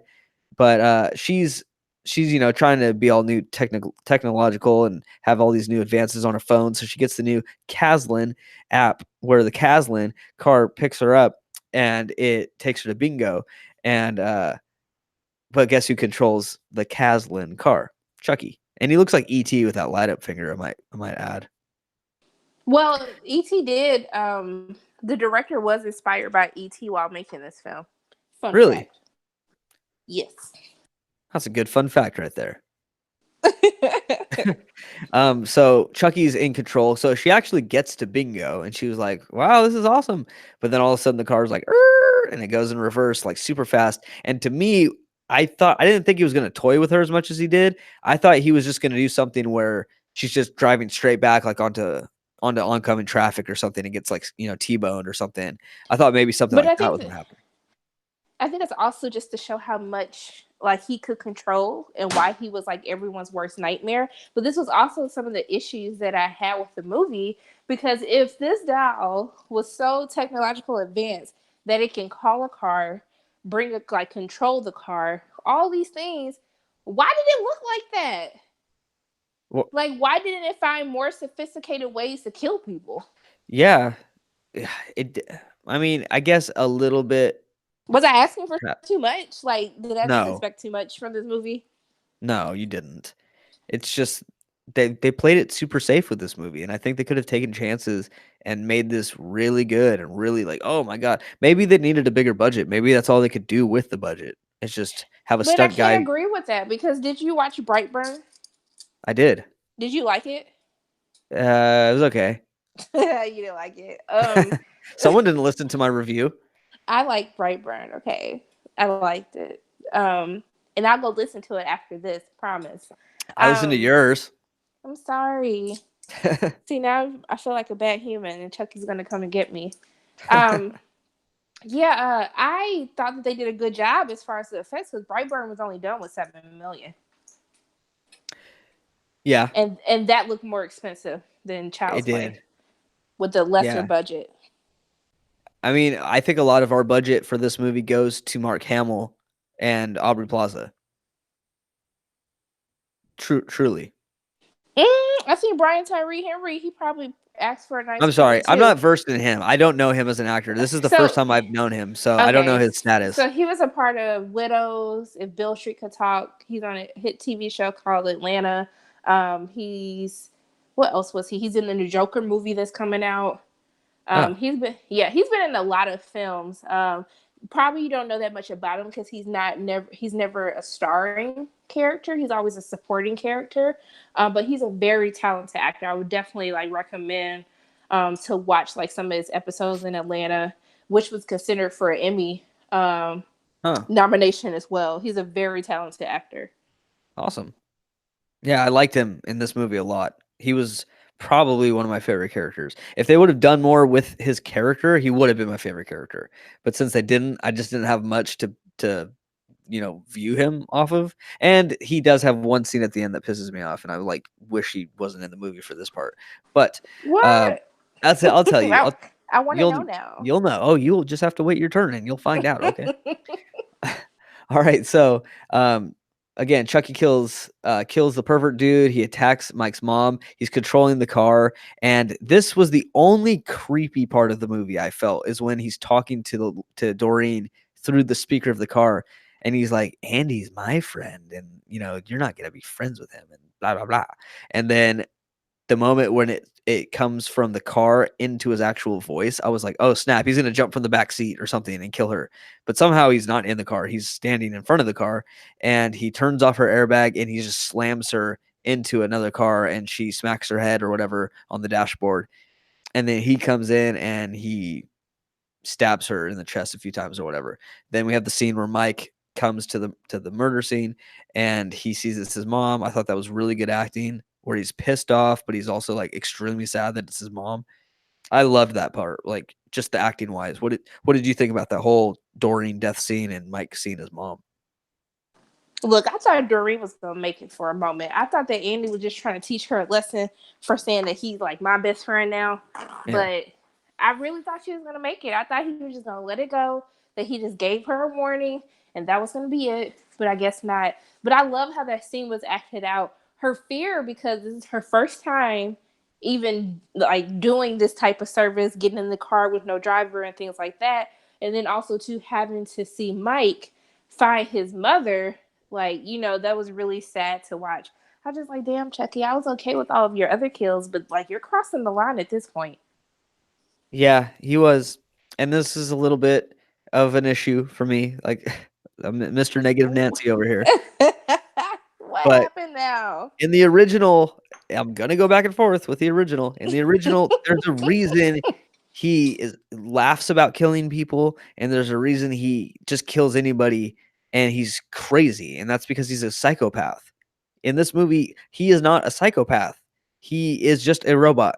So, like, why is he killing people? I don't understand. Like, I know it was a learned behavior, but it just went real fast. You know what I mean? Yeah, Like, but it. also too in the movie they tell you like when they show the infomercial with the buddy dolls that he like that it imprints, which I thought was like so extreme that I immediately thought of Twilight when they showed how the buddy doll imprints on the kid that it's supposed to be best friends with. So that's like how it is initially programmed to be their creepy best friend. And so for that, like I totally understood like why Yeah. he kind of had this reaction to Andy, why when other people were threatening to take his place, that he took issue with it.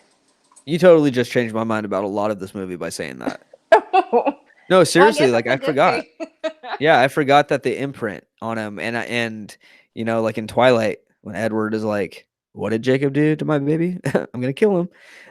But in this movie, I forgot that he imprints on him, and that totally makes sense now. Why he's so attached to Andy, and why he's like when he heard Doreen be like, "You're my new best friend, Andy," and he's like, no, he's my best friend. I'm gonna kill you now. Like that makes sense now. So thank you for bringing that up. You just changed my mind a little bit about this movie. Yeah, I helped. That's why I like podcasting, because you talk about what you like and didn't like, and then you can either come out at the end of this podcast thinking like, oh, actually, I don't like what I thought I liked, or I do like what I thought I liked, and you just changed my mind. So that's why I like podcasting. Good conversation.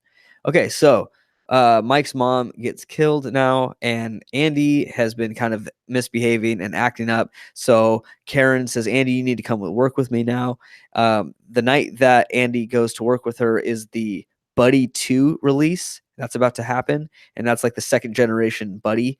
And it comes with a blonde haired boy and a teddy They had like bear. a teddy bear that looked Yeah. like the creepy Charmin bear. No, not the Yeah. Charmin. I was afraid of the Snuggle bear Oh, he was when so I was cute. little. No, I was out. That little thing always looked creepy to me. So that's immediately what I thought about when I saw this. And that's when the movie kind of got very predictable. I was like, this is totally going to happen. Yeah. I don't even need anyone to tell me that this is going to happen because I see it coming a mile away. Yeah. And it happened. It happens. So the Buddy 2 release is about to take place. The store is full of very unrealistic people who are like, yeah, Buddy, Buddy. And it's like, shut up.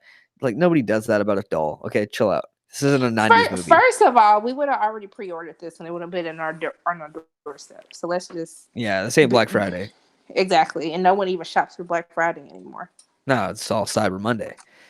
Because nobody wants to get freaking shot getting, their Xbox that they spent $100 on in the parking lot. Or trampled to go get a TV. Okay, so where are we at? Okay, so the Buddy 2 release. Yeah, the store is full of people. Andy is getting arrested because Mike found out that that wrapped present that was in his mom's house actually turned out to be the head / watermelon of Shane, and Mike finally connects the two and two, like, oh, this is Andy. Andy's been doing all this. So Andy's starting to get arrested at this point. Chucky is at the store. He kills that guy from the beginning of the movie who's now in a mascot outfit, a new Buddy mascot outfit. He kills him by stabbing him in the neck a few times, which I thought was cool. And I loved the moment when they're like, okay, here's Buddy. And he like comes out and he's like falling down and he takes the That big was head off. hilarious. Oh man, so funny because the little girl's like, oh my gosh. And then he takes the head off and she just gets sprayed with blood. I was like, dang, this movie went there, covered a girl in blood. That's awesome. And right after that, all of a sudden the drones in the store get turned on from Chucky and they start attacking everybody and they're cutting people up. And that poor store employee he really gets it, doesn't he? Look, a couple people in that store got it. Even the innocent bystanders got it. But like how Chucky just popped up in the little head and like slit his throat real quick, I was just like, it was bad enough that he had to wear this Buddy costume to begin with. Like, why did you need to do all of that? Yep. And Chucky also, very predictably, somehow logs into all of the Buddy 2 dolls. Out of nowhere. Like, you out of never nowhere. see how he does this. We just have to accept it. Yeah, all their eyes just turn red. And well, I mean, he's controlling the lights and the TV, and he's that he's in control of everything because previously he shows the video on all of the TVs in Karen's workplace, and it shows like the picture of Shane's head, and it shows him saying, "I want Shane to be gone," and so that he is now just ultra connected to everything, and so like I really love that scene. By the way, I thought that like I love that scene because I was just like, oh my god, he's about to get him arrested right now. Oh yeah, that I thought was really cool how they did that. It was. There was a lot of cool stuff in this movie, except I completely hated the fact that there was like a Buddy army now. I don't know. What did you think about that? Because I was like, well, that's the part that I knew was coming. I was like, oh my god, they're about to like activate all these damn toys in the store and start killing people. That's exactly what happened. I thought it was stupid. I was like, guys, I know that this is already an unbelievable concept, but this is just taking it too far. This reminded me of Small Soldiers. I love that movie, first and foremost. It doesn't get enough credit that it deserves. It does not. That movie is so good. It is. It's good. Everyone should watch it. More than this movie. But yeah, it reminded me of Small Soldiers. They take like the microchips and stuff and they get the army of like the dolls, and then they get the army of like all the other toys, and all of a sudden you just have these like killer toys. And I loved that, in Small Soldiers. But in this movie, I was like, dude, this is not Child's Play. Like, this is so far away from Child's Play. This is just a movie about toys that come to life and kill people. Well, this is the issue that I have when we get to this part, because this is where they kind of speed up the third act of the film. It just starts happening so quickly. You're just like, can we just chill a moment? Just enjoy it for what it is right now. It's just, everything was just going a million miles an hour. Straight chaos. Yeah. All the way to the end. And then it was like, oh, okay, it's over. But like, we're done. Yeah, we're done now. Did you guys like that? Did you like all that violence? You're welcome. But so yeah, so the attack drones and the attack Buddy dolls and Buddy bears start attacking all the people, innocent bystanders, and Mike gets hurt. And honestly, I thought he died at this point because he gets hit with one of those attack drones and his like chest area is getting all cut up and blood spraying everywhere. They killed the black man. You can't kill the black man in 2019. At least he wasn't first, right? That's better. True. Progress. True. There you go. No, but that's the thing, though. They didn't kill him. Surprise, surprise, twist. But I really did think he died because he like fell over and he was like, I'm dead. And then Andy goes after Chucky, and Chucky has Andy's mom. I'm not even going to start with how did a tiny little doll get a full-size woman, like on that rig, you know what I mean, tied up and all that. I don't know how it happened. I'm just going to suspend my disbelief here even more than I already have. And Andy ends up killing Chucky, and I actually thought this was pretty cool. I really did like this moment because that moment where Chucky like jumps out from behind the boxes, completely CGI'd, but it was like it looked really good to me. Did you like that? Did you think it looked good? Yeah, I love that. See, I thought they did a really great job, especially using Aubrey, because you can hear her trying to tell him, like, no, he's behind you. Like, that's not him. But I thought they did a very great job with that. Yeah, I did too. I thought it looked good, and that's one of the flaws of the original movie is that it's a robot, so you can't make him look that menacing because he still has to move like a robot does. So they would get a small person to come in wearing the outfit, and that's when you see the fast little feet run from underneath the couch or something, or up the stairs. That's actually a little person, and But didn't they use, like, a puppet for this movie? for what part? I don't know. I thought they used a puppet for most of it. You mean like a practical animatronic? I thought. They That did, was yeah. okay. Yeah, but there were parts that they put CG in, like for parts that just couldn't be done with just the robot. Okay. Yeah, I could kind of tell those moments. Like obviously when Chucky jumps at the end and he's like flying through the air, that's not a robot. That's I was totally like, get him. CGI. I was like, get him, Chucky. Get him. Yeah, get him. But Andy doesn't even get him back though. It's our boy Mike out of nowhere. Big Boom, Mike. shoots him. Yeah, but right before that, before we get into that part, right before that, Chucky is on top of Andy and he's cutting his shirt open and he's like, I want to see what your insides look like, pretty much. And then he's holding the knife up to kill him, and right before he does it, Andy sings the song. He goes, "You are my buddy," and then it like stops Chucky and he's just like, I'm your buddy, like oh, and then all of a sudden just boom, like, nope, gotcha, Chucky. It was so cute though, because I love that song. Dude, it made me like sad. Like it made me It's so like catchy. when he sings that song to Andy, when like Andy wakes up, he's like, what are you doing? And he's like, I'm just gonna sing you a song, like, and he's singing them. I'm like, dude, I want one of these Chucky dolls, just not the crazy kind. So cute. I was just like, can I get a boyfriend version, please? They have Just those. They're maybe. called sex dolls. No, I mean like the full. I want the full package. I think you can get one with a big package. Well done, sir. I walked right into that one. You did. You totally got I that did. I accept that. one. But he gets the moment where he distracts Chucky and he ends up getting to punch him off of him or whatever, and he puts the knife right through the electronical heart of Chucky and kills him. And that part was sad. He's like, you are my brother, and then like he dies, and or you think he dies, and then all of a sudden, out of nowhere, Chucky just leaps through the sky and he's gonna kill Andy, but then a gunshot, boom, and Chucky gets shot down, and it's Big Mike, like we said, Detective Mike. He didn't die. He's there, and he says the biggest eye roll line of the movie when he goes, "This is the end," and I was like, "Dude, that was stupid." This whole movie was dumb, so I felt like they probably like, we could put cringy dialogue in this. Well, do you remember that's what Andy says in the original movie? But I thought that was a nice nod. That's why I was okay with it. Yeah, but he didn't even say it right though, because in the first one, he goes, "This is the end, friend," and in this one, he doesn't say friend. So I was like, it was just silly. I don't know. It was Look, silly. It would have been nice. Mike was like, you killed my mama. We ain't friends. We gonna never be friends. I don't care what friendship you have with Andy. You got to go. And I didn't understand why Andy just stabbed him like that was okay. I would have ripped him completely apart. Like, Yeah. we're not taking, like, kind of what the kids did at the end. Yeah. Which I still don't understand. So how did they? I'll wait for you to get to that part. No. You can. What are you gonna say?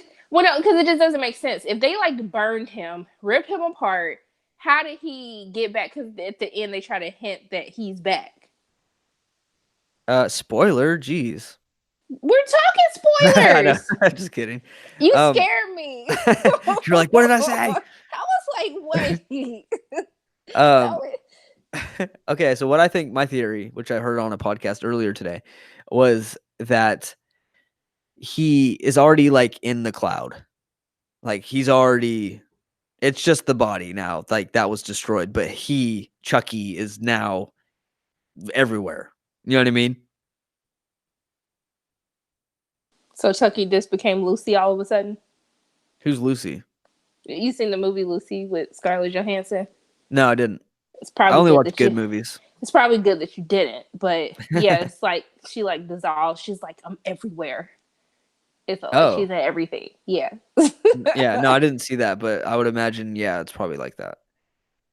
But yeah, so I just think he's like now he's like your iPhone cloud, you know? And when you get a new phone, like all your stuff gets sucked back from the cloud into your phone. And I kind of feel like maybe that's him. He can now inhabit any Chucky doll or Buddy doll. Would have been fine with that if they would have. I wish they would have played more into the technology aspect of it. Because if this is a 2019 refresher, Chucky can control anything. Yeah. And I wish they would have played more into that. Like, I wish he would have been doing, when they had him doing all these crazy things with Shane, like, you know, I wish they would have played into that. Like, maybe they could have had Chucky out him, like, show a video to his wife of him and Karen having sex or something. You know what I mean? I just wish they would have played into that of him being devious at the same Oh, time, okay. using his technology to like harm other people's relationships and stuff, which would then like make these other people look like suspects as well in these murders. Yeah, I agree with that.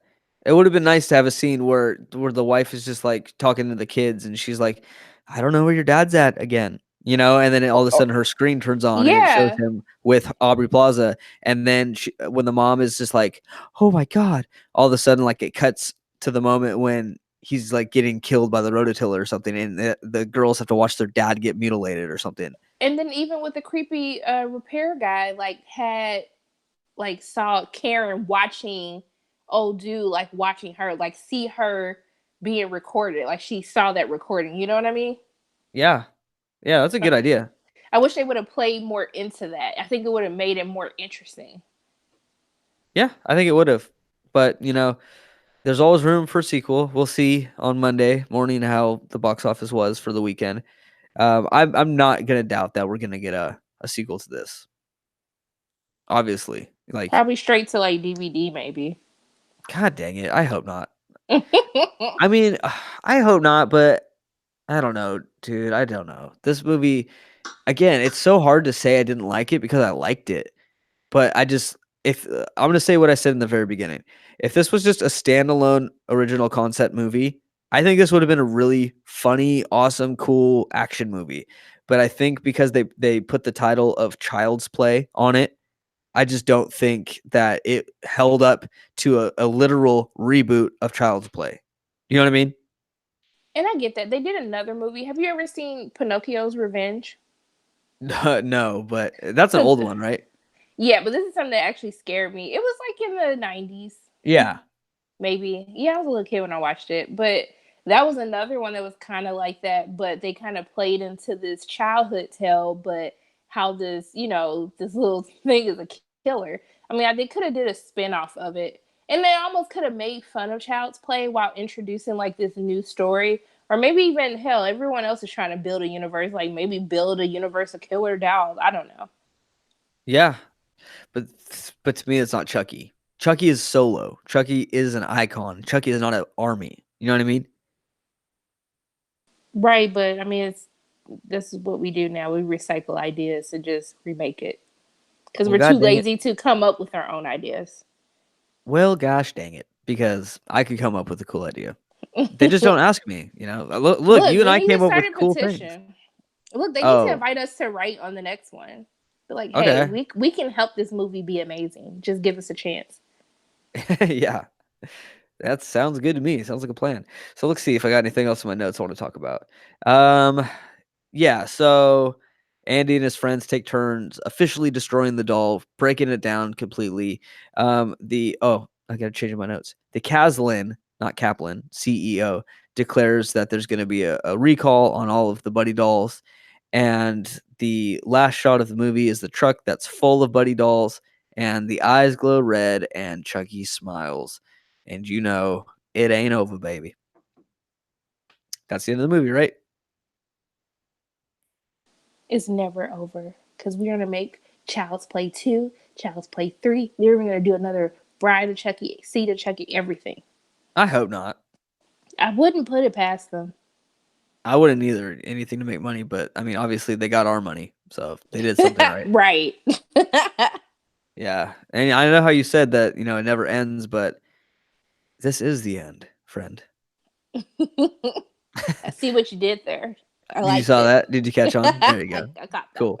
one. So yeah, so is there anything else you want to say? Like anything that you really liked or really bothered you, or just overall before we wrap this up? Did you feel like you wanted to see more kills? Because I thought he could have terrorized the whole building at this point. Or did you just feel as though like it was fine how it is? I didn't need to see more kills. I just wanted them to tweak the story more. Um, Because they only killed 3 people. yeah, that's true. I guess. Yeah, he did kill 3 people and a cat. Don't forget about the cat. The Okay. cat deserved it. No, Yeah. let me not say that. People get real serious about animal cruelty. Hey, I love my cat. Or I don't have a cat, but I love cats. But I didn't like that cat. Okay, for me, no, it doesn't matter to me a movie that has a ton of kills or not a ton of kills. It's not like the body count of a movie makes or breaks it for me. Like, look back on Brightburn real quick. There's only like 7 deaths, and then a plane full of people at the very end. But throughout the movie, there's only like 7, and that's fine because those But were it's the impactful deaths. same. But both movies were the same runtime, and they got more deaths out in Brightburn. They did, and they got Even with them trying to build the story up, it took them a long time to build the story in Brightburn. And I thought that because of the pacing was so quick, that he would have killed more people. Yeah, I don't really know what they could have done in this one to change it to make it better, but they definitely could have done something to make it better.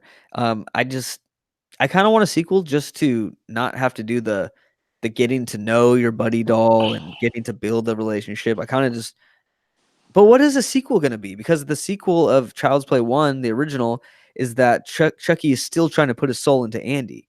Like, this doll is not trying to put his soul into anything. It doesn't have a soul. So Well, I what think would the it problem is that they can make this error anytime that they want. This error can be duplicated whenever they want to. That's the issue. Okay. That's true. That's true. Yeah, okay. Well, overall for me for this one, like I said, I think it was a fun time. I didn't really care for my movie experience at the theater, but as a movie itself, I thought it was fun. It was cool to see somebody else's take on Chucky, but I just think overall they need to for me they need to step up the horror, or they at least need to like give Chucky an iconic evil looking face, there's nothing scary about this doll, not one bit, and there's nothing scary about his voice. And they had moments where it was starting to get scary, like when the first stupid jump scare when Andy is coming in and Chucky is sitting there on the couch and he's just like staring at Andy, and you're like, what the heck is going on right now? And then Aubrey Plaza just walks in, and that's when it goes boom, and you're supposed to jump. Like, that wasn't scary, it was really loud.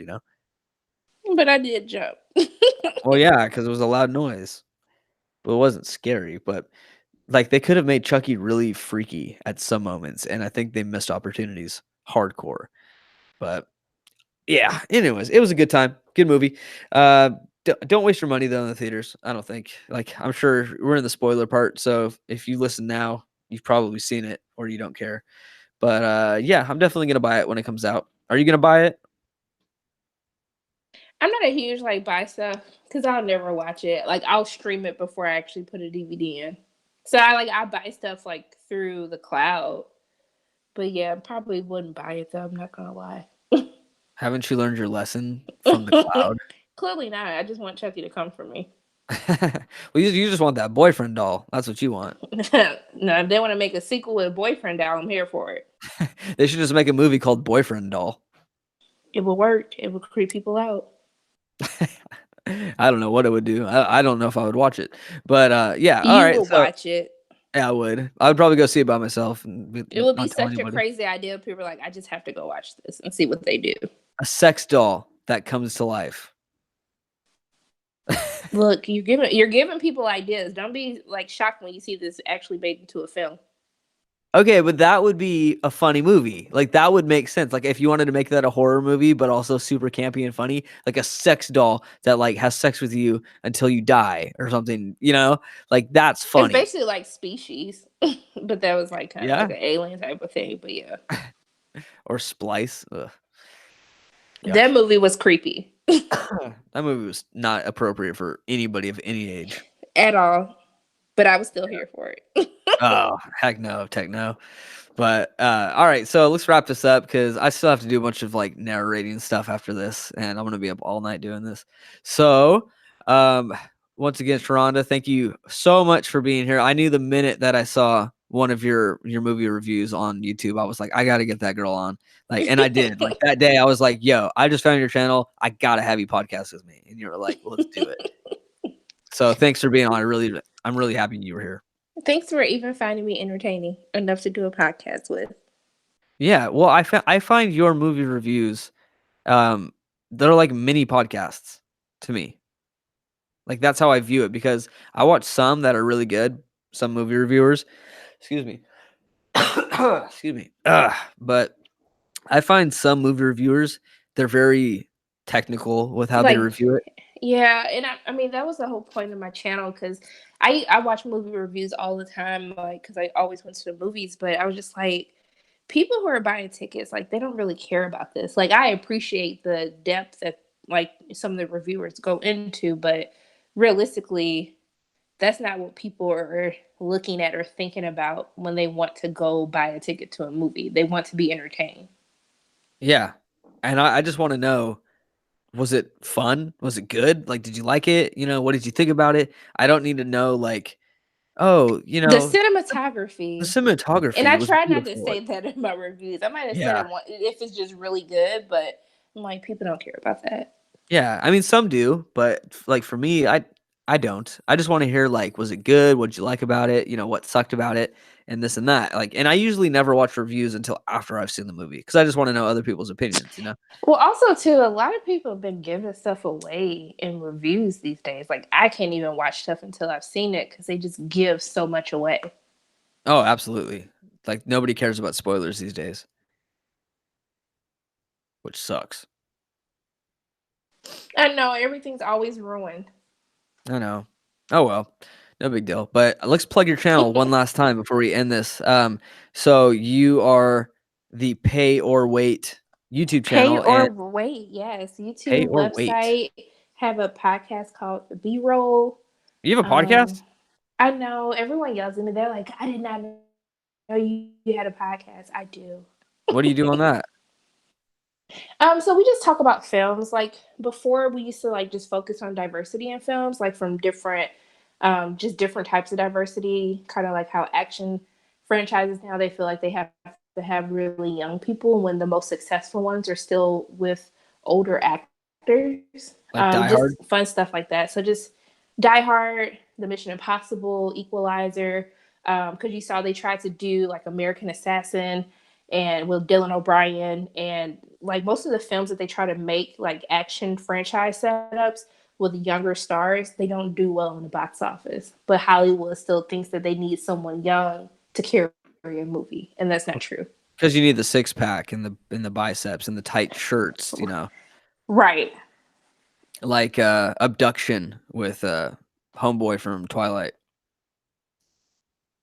But I Jacob. think also too, even like these new like them like the X-Men franchise, I don't like these kids look young. Like they look younger than the age they actually are. And it's just not believable to me that this child looking human could do all of these things. Cyclops. Even Dark and Jean Grey, all of them. Yeah, they look like kids. But that's what I liked about the original 2000 X-Men was they were all like 30-year-old adults. I like that. I miss them so much still. Can they bring them back? Because I would totally be here for it. Hey, I know Walmart right now is selling like collection packs of X-Men movies. But I know you don't buy stuff like you said. But so I guess this is irrelevant for you. Oh, I felt like that was a burn. No. It's just that's your choice. You don't want to buy. So I like collecting movies. So for me, I'm like all on that. But I'd rather buy them singly, so I could just look like I have more Blu-rays instead of buy a combo pack. But yeah, again, you are your main thing. Your pay or wait. Please go subscribe to her channel. Absolutely awesome channel. I love it a lot. And I will, if I can remember, I will put the link to your YouTube channel in the description down here. And so everyone just go down there and click on it. We shouldn't be here. Everyone should be subscribed to me who's listening to this, I think. Otherwise, how can you listen to it? And thanks everyone for joining us. And if anybody listened to the entire however long we've been doing this, probably like 2.5 hours, then bravo to you. And I really want to know everybody's thoughts on this movie once you find out. So Sharronda, thanks again, and I'll talk to you soon, and we should definitely do this again sometime. I'm down. All right, well, I'll talk to you later. Okay, Bye. bye.